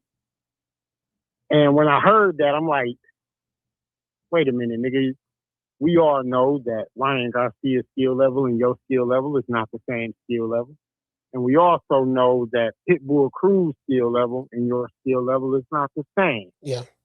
But you got 130-pounder WBC champion O'Shaquie Foster on your bumper.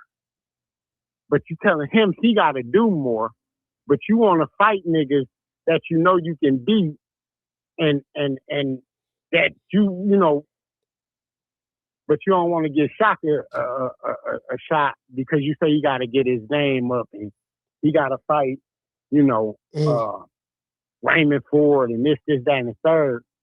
And another thing with the nigga Shakur, you got too many friends, bro. In the sport of boxing. He said you got too many friends. This nigga, he cool with everybody, coach. It's like, think about it. He cool with Richardson Hitchens, right? So that's a unification match at 140 pounds we can't get. You friends with him. You're friends with Keyshawn. That's another match at 140 pounds we can't get. You cool with Raymond Ford. You cool with Zay Quinn. You cool with everybody in and around your weight division, my nigga. And it's almost and to me, just because the nigga beat T.O. does not get his nigga the right to pick and choose like he the fucking face of boxing. That's all I'm saying. How you feel about it, Coach? I didn't even think about it that way, bro. I didn't even look at it that way, but now that you mentioned it, I said, damn. It's hard for me to argue against what you just said. He is cool. He do got a lot of friends now. Yeah. And him and Shakur got this fucking these niggas got a covenant, bro. Like, you talking about Keyshawn? Yeah. The nigga said, Keyshawn and Shakur like with this covenant of like we had never fight each other. Okay, cool. But and I get that to a certain extent. But nigga, if y'all niggas ain't really struggled together, like that ain't your brother. Y'all like ain't that, real brothers. Man. Y'all play brothers, Yeah. man. Y'all just made each other y'all just made each other. Come on, man. Y'all, all right, look, and if you my friend, and you want to get some money together, let's get some money together. Yeah. So, but that's how I feel about the whole situation. I don't think the young boys clout chasing, but I do think they, strategically trying to pick and choose they fight. Now, as far as Keyshawn going up to fight Deebo, I think Keyshawn need a little bit more seasoning. But hey, nigga, if you feel like you can beat the nigga, put the fight on. I'll watch it. Fuck it. But I don't think. I know Deebo got that, that experience. He say, you know what I'm saying? You say he need a little bit more seasoning. See, Keyshawn, before you go there, you got to get a little bit more seasoning now. Yeah. Cause that nigga can move. Yeah. And that nigga ain't gonna be there to get hit like them other cans you beat up on Top Rank. That nigga gonna be, he gonna get the typewriter out on your ass. Yeah. And get the moving around and have you looking stupid in that motherfucker. So I think he need a little bit more seasoning, but if he wants to fight, give it to him. Fuck it. I ain't here to argue with it. And that's my call, Coach. All right, Lou, he said he need a little bit more seasoning now. Let me see what we got to do now. Hey, you know what? And when he said that, I immediately thought about cooking the steak. So hold on. I'm gonna see what y'all got the steak on the grill. Now, hold on. We got that you got some barbecue chicken on there. Got that barbecue on there. Look at that. I got to put a little bit more season on that. Now, hold on now. See what we got to do now. I'm prepping. This the prep. So I'm saying, like, before I make my barbecue, this what I put in my sauce. Got to put a little bit of the molasses right there, a little bit of ketchup, see what I'm saying, a little bit of hot sauce right there, see what I'm saying? Then I take a little bit of that over there and I mix it with this here. Now, this here is a secret recipe on the sauce seasoning. Okay, now, take that meat, clean the meat off real good, right? Pull the skin off. Okay, cool. Now, what we got to do now, get to go, you got to season it real good. You see what I'm saying? Before you throw it on the grill. True. Yeah, Mason say he need a little bit more seasoning. He ain't ready yet. He too raw. No Diddy. He too raw. No Diddy. You get what I'm saying? He didn't say he ain't ready yet. Deebo, he may not be ready for Deebo yet. That's what they say. I think he ready for Deebo myself.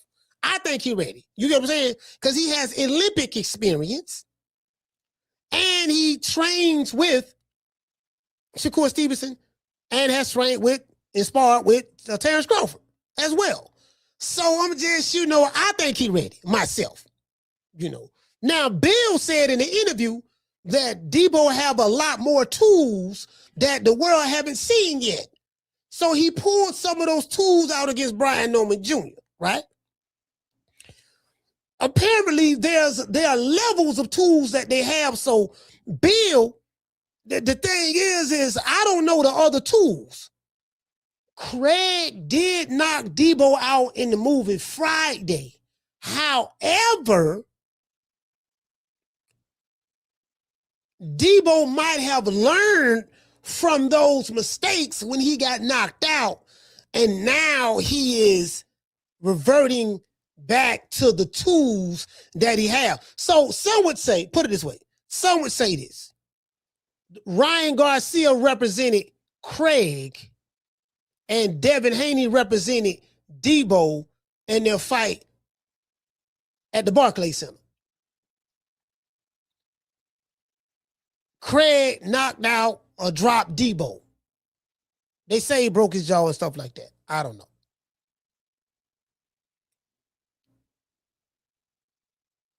Fast forward, come to find out, Ryan Garcia got popped dirty. Got the loss reversed and everything because he cheated. The next fight after that, we saw a tool that was pulled out of the toolbox in the Devin Haney versus Jose Ramirez fight. The fight after that, we saw what he did to Brian Norman Jr. He pulled out another tool. Two different fights, two different tools. So there's a possibility that if Craig Keyshawn Davis were to move up to 147 and make his declaration, there's a possibility that there could be another tool that we may see from Deebo Dev, because like Mason said, Keyshawn, he need a little bit more seasoning. You get what I'm saying? So he need a little bit more seasoning. Somebody say which tool? I don't know. It might be the monkey. He might be a monkey wrench. You know what? He pulled the monkey wrench out the last fight. Shout out to Sheila from Cali. He pulled the monkey wrench out the last fight. Y'all remember the monkey wrench? Everybody was trying to figure out what he was going to do against Brian Norman, and then he dropped Brian Norman. He caught him with the left hook and dropped him with the right cross. He pulled out a monkey wrench, threw a monkey wrench in the game. So we ain't see. Shout out to Amaro. Amaro say, look. See, you get what I'm saying? You get what I'm saying? So we kind of, he pulled out the monkey wrench. So I'm kind of like, if Keyshawn Davis were to move up, let's say he was to make his declaration, I, Keyshawn Davis, I, Craig, Keyshawn Davis is officially moving up to 147 to fight Deebo Devin Haney. I called the WBO. I told him it's up. I told him what it is. That's where I'm going at. What's happening?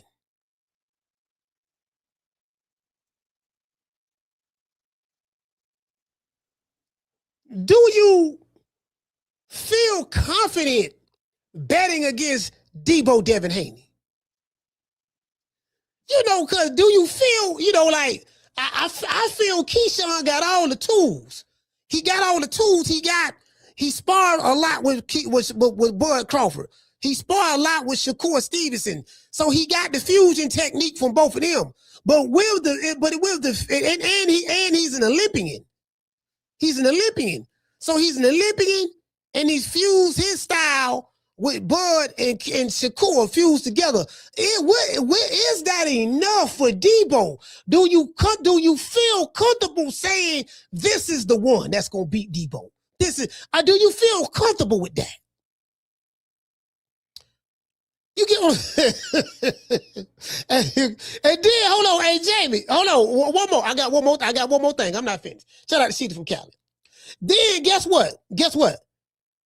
Then you throw into the equation, you got the master teacher, Bill Haney in Deebo's corner. Now, if Keyshawn had Bomac over there still, if he had Bomac in the corner still, then you can kind of like balance that out a little bit.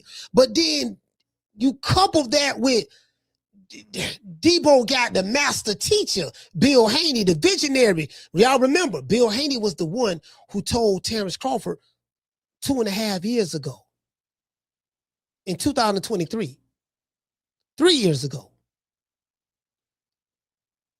3 years ago. Hey, man, look. No, 2022. In 2022. When he was trying to negotiate with Spence and had to leave and come fight David Avocado and come out. Yeah, he say, look, Bill told him, he said, look, man, forget Spence. Canelo, your fight, go fight Canelo. He told him that in 2022. Now, I don't know if Bill was trying to get him knocked out at the time. What I don't know. But he told him that he's the visionary. He said, no, you can beat him. Look at him. Y'all about the same size. He ain't no big guy. He fight at a bigger weight division, but he a small 168 pounder. You can take him. Bill is a visionary. Shout out to Ramon. He's a visionary. So not only do you have a master teacher in Deebo's corner, but you also have a visionary. Do you feel comfortable? Do you feel comfortable? I can honestly say, I don't know. I don't know. I can honestly say that. So Keyshawn is going to have to declare, I'm officially moving up with the WBO, and then he can get that smoke. If he don't do that, I think the Haney Maniacs might be right on this. Now, the Haney Maniacs is crazy now. They're running wild right now. They're running wild right now. They taking over the, you know, they deboing, you know, they, you get what I'm saying? So, you know, it is what it is. Shout out to Ramon. He said Bill know all the 5 styles of boxing. Yeah. He do. If he don't know him, he know people who do know him. That's what Bill does. See, Bill don't know the 5 styles of boxing, but he know the people who do know the 5 styles of boxing. So he makes sure that Deebo Dev goes around all these great places, and he abstracts the wisdom from different trainers. He like the executive producer. He like the Quincy Jones of boxing. You know how Quincy get everybody together. Okay, we got this project we working on called Do the Devin Haney. This is what Bill said, Do the Devin Haney. I'm like, man, this nigga here. He got to come up with a better song. I don't like that Do the Devin Haney. That Do the Devin Haney shit. That shit sound lame, man. I'm gonna tell Bill that shit sound lame, dog. Do the Devin Haney, do the Devin. And it's like you trying to say it on the rhythm and trying to force that shit on people. And I gotta give him something. I gotta give him something. You know, he got to get the gab, but he don't know how to come up with a good slogan for, you know what I mean? So I help him out on that. Anyway. Yeah, so I don't, he's gonna have to do that. He's gonna have to do that. I really don't know. I'm looking on X right now. See Mauricio Osuna, this motherfucker right here.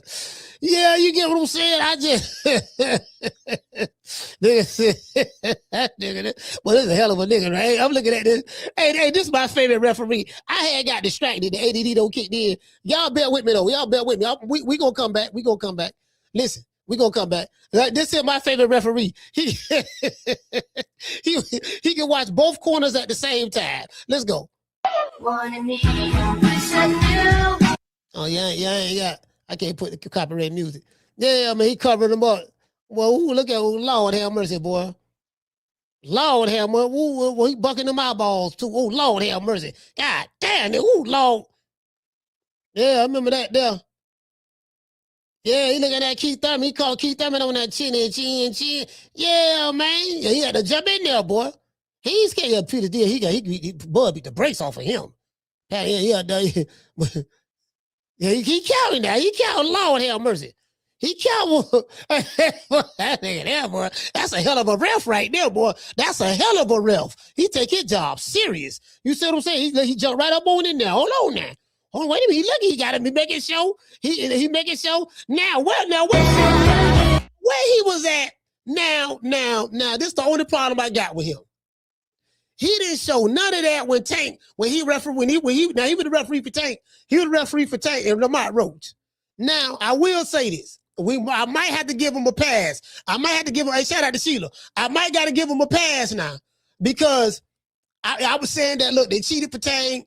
If Lamont Roach would have took a knee, after getting hit with a jab in the middle of a round, that referee would have called it a knockdown. And if Lamont Roach would have stopped the fight, stuck his head through the ropes, and made contact with his trainer, let the trainer wipe the sweat off his face and put his head back in the ring, he would have been disqualified. I said that, right?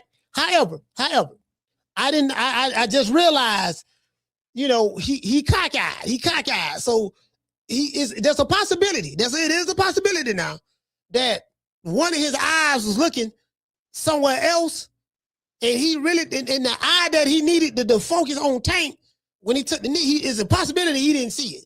Because one eye potter was looking at Lamont Roach, and the other eye was supposed to be looking at Tank, but the other eye potter was looking somewhere else. So I'm gonna have to charge that part to the game. Now, when Tank stuck his head through the ropes, now he saw that. I don't know what to say about that one. You get what I'm saying? I just want to throw that out there. True. I'm gonna give him the benefit of the doubt because this is Black History Month. This is Black History Month right here. We got to celebrate. Yeah, you know what I mean? Yeah. We gotta. You get what I'm saying? We gotta do that. We gotta do that. We gotta do that one for Black History Month. Yeah. Carla, what's your name? Where you calling from? Jerry from New York. Jamie, talk to me. Yes, sir. Hey, coach, straight up, that should have been a disqualification.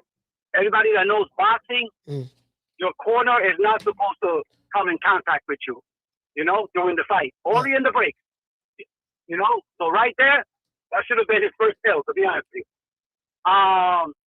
Bill, it's nice to see him again, coach. Yeah. You say that was recorded before the Teofimo Shakur fight, yeah. Yeah. All right, good. Okay, because I saw him. I saw a video of him. He was talking about Zayas, Yes, and Zayas, and the Latinos and stuff. Yeah, but the video was dark. I don't know if he's still recuperating from his injuries. When he got beat up in New York. Yeah. I don't know. But I still want to see the fight, bro. This thing with this kid Keyshawn Davis, bro. If he says he's ready, I believe him. I don't know if he's clout chasing or not. Yeah. The way he's going about it, I don't like it. He's announcing it to the whole world. But hey, the president of WBO reached out to you. He's the man to talk to. Yeah. You know what I'm saying? Yeah. That's the proper way of doing it. You're so serious, you talk to him. He makes it happen. That's number one. Now, about him needing more seasoning, bro, if you spar with both Crawford and you spar, listen, you sparring Bod and what's his name? Shakur Stevenson. Shakur, yeah. You ready, bro? You ready? You ready? I don't want to hear shit. And he's an Olympian. And he's an Olympian. Yeah, he got all the experience in the world. He says he's ready. Get in the ring. Listen, I like the kid. I know what he fucked up the last time. No, 2 fights ago. I know he fucked up. Yeah. But coach, he's got skills. To me, he's slick. And for me, what's going to take him to the top is his charisma. He knows how to connect with the people. You know what I'm saying? Yeah. So that right there for me is an advantage. He hood too. The rest of the guys, and he hood. And guess what? And the hood got Keyshawn back. The hood rock with Keyshawn. That's all you need, bro. That's all you need. That combination right there is a win-win. You want the fight? Look to the president of the WBO. Stop the cap. Let's get in the ring. That's my goal, coach. Respect from New York. All right, salute, fam. Yeah, the hood. He got the hood now.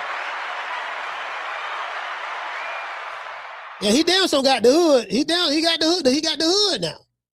You get what I'm saying? So yeah, he got the hood. I need that fight. I need that.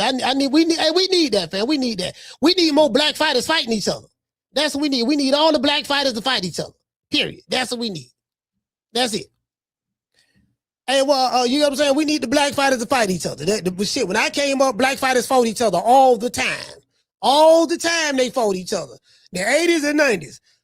Look, 70s, 80s, 90s, shit, the black murderers row. You know what I mean? They heard that name for a reason. Yeah, but what I'm saying, yeah, what we got to do, we ain't all that making friends.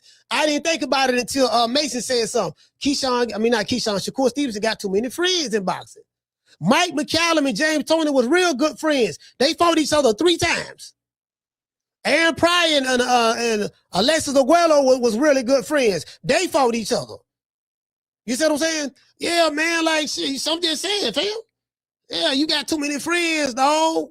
Got too many friends. And you can't be having a bunch of friends in the same weight division as you. We're in the same weight division. We can't be friends in the same weight division. We're in the same weight division? Come on, fam. I'm friends with the IBL champion. I'm friends with the WBA champion. And I'm friends with the WBO champ. So, with the WBA champ. So I can't fight none of them because we friends. And then if I go down 135 now, you see what I'm saying? I mean, I'm friends with him and I'm friends, you see what I'm saying? So, this other dude, now what he gonna have to do, he gotta fight him. If he want to get a shot at me, he gotta fight him. So now you get what I'm saying? Like, you want to be a matchmaker, you want to be friends, you a matchmaker. You got too many friends and you got too many brothers. You know what I mean? So we got to get rid of the friends and the brothers. And then you get what I'm saying? That's all I'm saying. I'm calling what's your name you call it from? Corey from Miami. Corey, talk to me. Dog? Okay, my brother. I think Keyshawn and Deebo Dev is a good fight. Yeah. I think it should happen. Because number one, Keyshawn has a skill set that's going to make them fight. Like, he ain't Brian Norman, Jr., who gonna stand there and look starry-eyed and act like he don't know what's going on. Keyshawn gonna press it. Yeah. Because Keyshawn got skill. And he ain't afraid, you know what I'm saying? But it's just, can they get it, done? Maybe. I damn sure hope so, because it's a fight that really need to happen because they young, and Deebo proved something against Norman Jr. Like, hey, bro, I ain't the guy that y'all think I am. And Keyshawn, he trying to prove himself. He like, hey, shit, here I am. And it's like Keyshawn gonna do what Shakur not gonna do. He ain't talking about no, he need a rehydration clause, shit like that. He ain't saying that. He like, bro, I'm ready to fight. Yeah. So I don't know, man. I'm hoping to have. And then the other caller said something about Shakur got friends and shit. Yeah. He got friends. Come my thought back is so Coach, I'm gonna tell you something right real quick. This had to be back in maybe 2004, right? Memorial Day weekend in South Beach. I saw Floyd and Zal sitting on the bus stop together under the Delano Hotel, chilling. Right, and I had spoke to both of them. It was before Floyd kind of blew into, went on his own. He was still up on the top ring at that time, and them cats were cool. Them boys fought. Yeah. So all that friend shit, I don't get it. So I'm gonna have to say, I think it'd be a great fight, man. They need to just go ahead and get to us, sign it, and come on with it. I remember. Yeah, I feel you on that, Corey. I agree with that, man. But like you say, these new guys, they they want to be friends. How many of us have them friends? Once we can depend on. All right, nigga want to be friends, man. Yeah, friends. How many of us have them friends? Before we go any further, let's be friends. Friends is the word we use every day. Most times we use it in the wrong way. Most people use it again and again, but the dictionary doesn't know the meaning of friends. You know what I mean? Before, instead of us throwing hands, let's be friends. Hey, that's it. We gonna remix it. We gonna remix this motherfucker. Friends. How many of us have them friends? The ones that we don't want to fight. Friends. How many of us have them friends? Before we throw some hands, let's be friends. Can't beat these niggas, man. These niggas want to be friends. These niggas want to tell me about sparring stories. They want to talk about outfits. I'm like, man, come on, fam. Yeah, man. Yeah, man. Yeah, you get what I'm saying? The fuck? Fuck you all rolling up on for, cuz? Huh? He must don't know. He can't know. Huh? He can't know.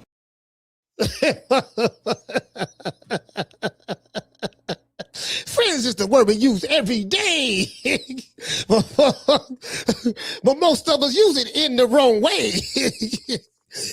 You could look the word up again and again, but the dictionary doesn't know the meaning of friends. Because in boxing, there is no such thing as no friends. You know what I mean? Yeah, man, nigga trying to, man, all right, well, you know, he whooped T.O. ass. That's all that matters, though. All right.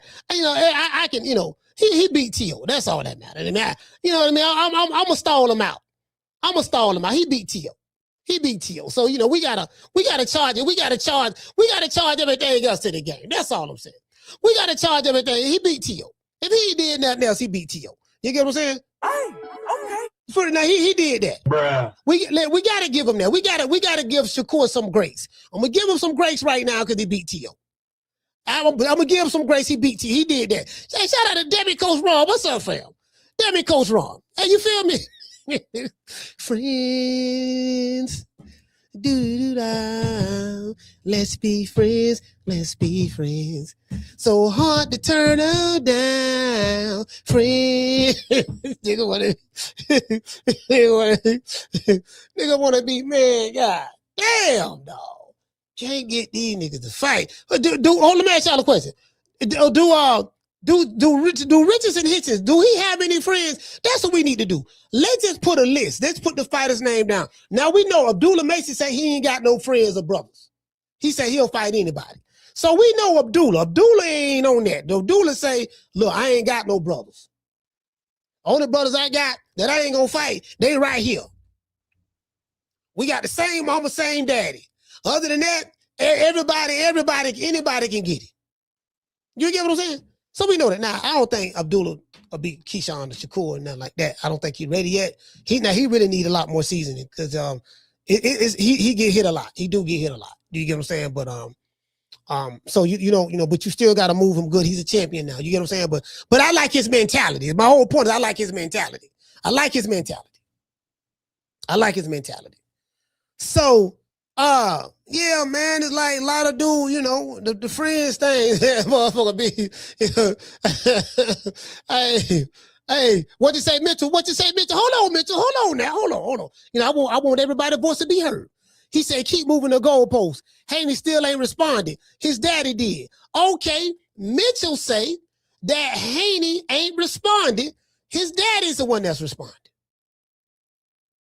Do y'all feel that, see, that's another thing. Do y'all feel that,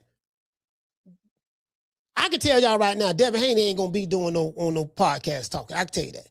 He gonna do the more corporate structured podcast. He gonna do that. He's gonna go to the white establishment, basically what I'm saying. He's gonna go to the white establishment. Bill gonna do both. He gonna go to the white establishment and he gonna come on the chitlin circuit. Cause this the chitlin circuit right here. Now we got some good chitlins over here. Some hog maws, cornbread.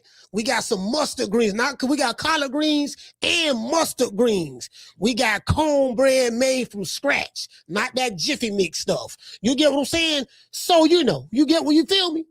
Yeah. Got a piece of hog maw and fat back. Throw it in the greens. We don't went old school with it. You get what I'm saying? So Bill gonna do that. He gonna come down to the chitlin circuit. You know, then Deebo Dev now he a little bit more. You know what I mean? He ain't, you know. It is what it is. You know what I'm saying? See. See,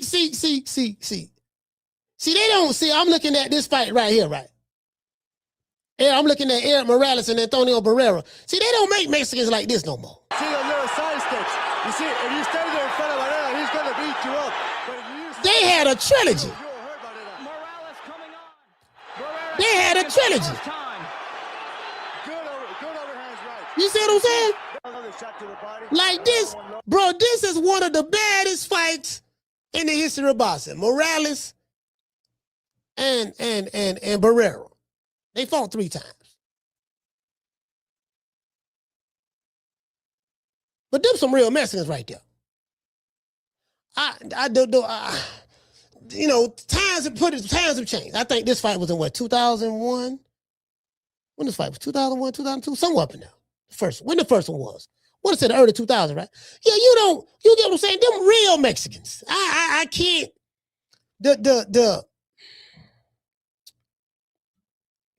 You get what I'm saying? I sit back. I want to say that was 2000. That fight might have been 2000, 26 years ago. About 2000. Year before that, we got Oscar De La Hoya and Tito Trinidad. You get what I'm saying? Some real Mexicans right there. I know real Mexicans. Shit. You get what I'm saying? They was throwing hands. Yeah, man. Shout out to Coach Ron. He said Morales and Barrera, fight. Yeah. That fight was fire, man. That man had a trilogy, man. The boys had a trilogy. Yeah, you get what I'm saying? So I don't know what's going on. Oh, matter of fact, let's see what's. And y'all look at this here. Well, Golden y'all Boy see this here? Oscar De La Hoya and Virgil Ortiz, they suing each other. Merigian and Ortiz have sued Golden Boy to say, hey, we're out of the contract. While Golden Boy has responded with a $10 million lawsuit for not dealing in good faith against Merigian.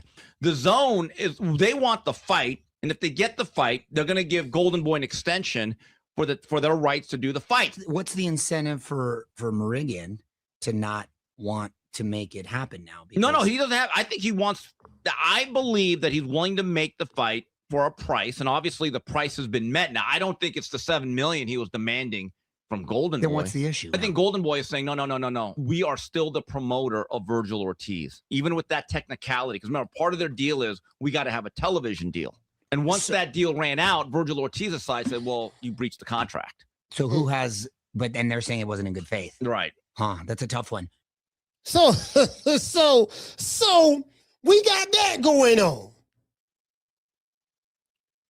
They fighting, two Mexican Americans fighting, but they fighting each other in court with lawsuits. Oscar De La Hoya, better known as Oscar De La Coca, fishnets, black pantyhose, high heels, mascara, lipstick, butt plug, Diddy before Diddy, whatever, however you want to do it. And Virgil Ortiz, they suing each other. That dispels of the myth that, yep, man, everybody else get along but us. We always be tearing each other down. We always got to, sue each other, do the black man like, yeah, that dispel that myth right there. That dispel that. As I tell you guys before, right? There is not one group of people on the planet Earth that's a monolith. I advise you to look that word up if you don't know what it means. There's not one group of people on the earth that's a monolith. There's no such thing as because we Asian, all of us think alike. Well, we Chinese, all Chinese think alike. They don't fight with each other and have jumped up like that bullshit. People are people. People are people. People go through the same shit all over the world, no matter what country you from, which continent you from, what nationality you from, race, color, or creed. People are still people. Believe that. Now, the cultures may be different. Are there different cultures? Yes. But at the end of the day, people are still people. You did? Anyway, let's give everybody a round of applause.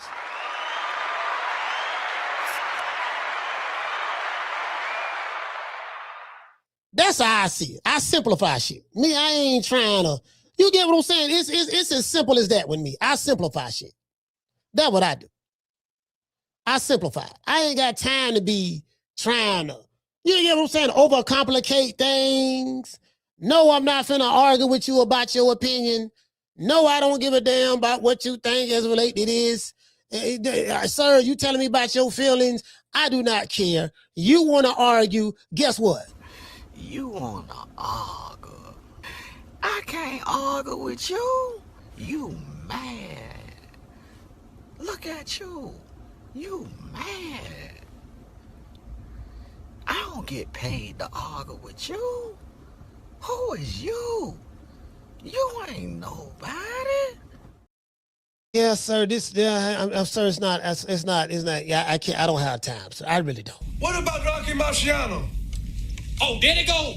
There they go. Every time I start talking about boxing, a white man got to pull Rocky Marciano out their ass. That's the one. That's the one. Rocky Marciano. Rocky Marciano. Let me tell you something wonderful. Rocky Marciano was good, but compared to Joe Louis, Rocky Marciano ain't shit.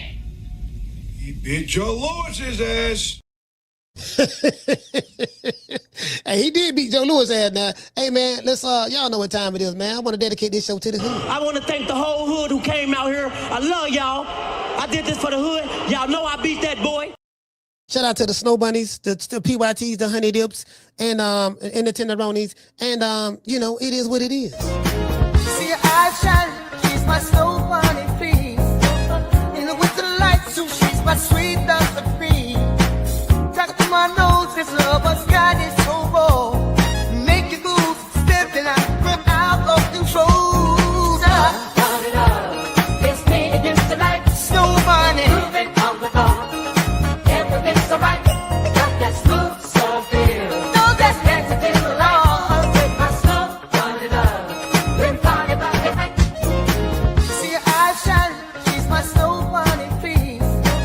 In with the lights, so she's my sweet love supreme. Talk to my nose, this love has got it so raw. Make you move, stepping out, from out of control. Turn it up, it's me against the light. Snow Bunny, moving on the bar. Everything's alright, got that smooth, so feel. No, that's next to the law. With my Snow Bunny love, been party by the night. See your eyes shine, she's my Snow Bunny, please. In with the lights, so she's my sweet love supreme. Talk to my nose, this love has got it so raw. Make you move, stepping out, from out of control. Turn it up, it's me against the light. Snow Bunny, moving on the bar. Everything's alright, got that smooth, so feel. No, that's next to the law. With my Snow Bunny love, been party by the night. See your eyes shine, she's my Snow Bunny, please. In with the lights, so she's my sweet love supreme. Talk to my nose, this love has got it so raw. Make you move, stepping out, from out of control. Turn it up, it's me against the light. Snow Bunny, moving on the bar. Everything's alright, got that smooth, so feel. No, that's next to the law. With my Snow Bunny love, been party by the night. See your eyes shine, she's my Snow. Hey, the man had a white Michael Jackson. He had a fake imitation Michael Jackson. He had a fake imitation Michael Jackson at the God damn. Hey man, shout out to Dr. Umar. This is Black History Month, man. I think we need to acknowledge Dr. Umar for Black history. You know, he's meant a lot for us. You get what I'm saying? Coming out of North Philadelphia, he's building the school. He's collected a lot of money. You get what I'm saying? Crabbing the buckets, suing them, trying to, you know what I mean? The man trying to do something great. You get what I'm saying? Y'all ain't sending the donations like y'all should.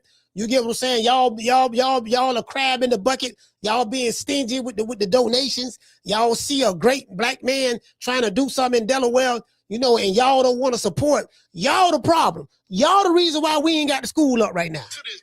Y'all the reason why the school ain't open. Now, I don't know who the teacher's going to be. He talking about opening the school. We don't know who the teachers. Who going to teach us? Who going to teach us? Who going to teach everybody? Hey, Ramon, who going to teach everybody? Donations.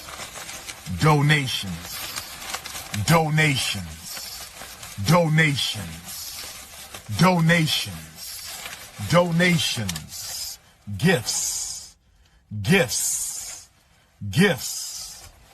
More gifts. Yeah, y'all gotta tighten up. Y'all gotta tighten up, dog. You see what I'm saying? See, that's why the revolution can't thrive. The revolution can't thrive because y'all being tight. Anyways, matter of fact, let's go ahead and do this here. Hold on, where we at? Shout out to what else we got over here? Shout out to Eric. Hey, okay. Shout out to Bishop Bullwinkle. Hey, okay. Willie Sumlin. Hey, okay. Shout out to Mika Lovem. Hey, What else we got? Shout out to Corey from Miami. Jamie from New York.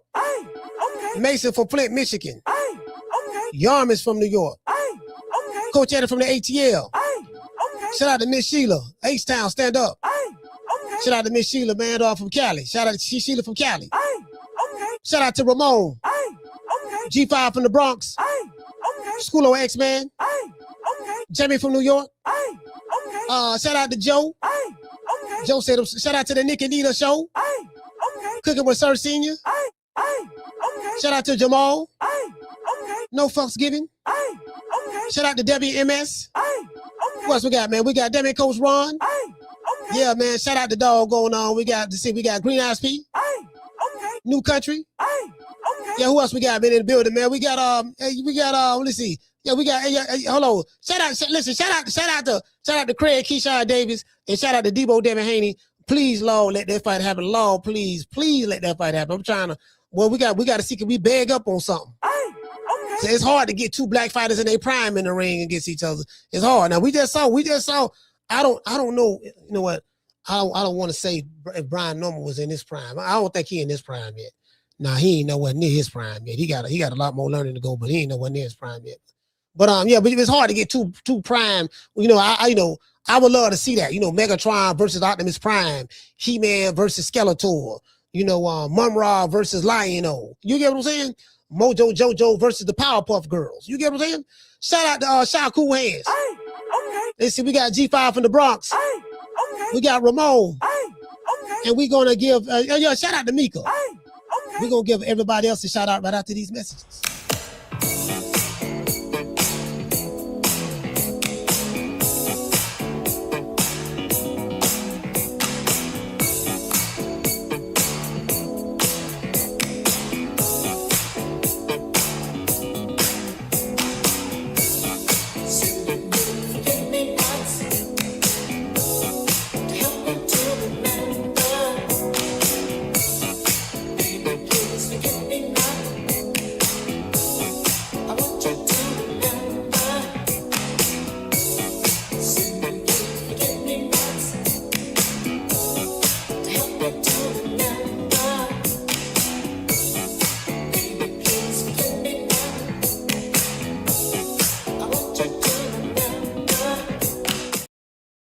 Hey, man, shout out to Miss Steph.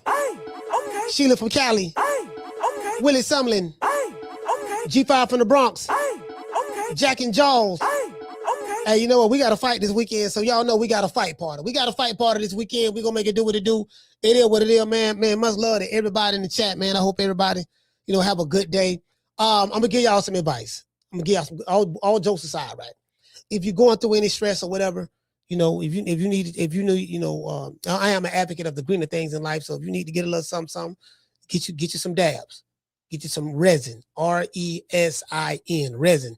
Get that right there from there, or you can get wax or whatever, right? Concentrates, basically.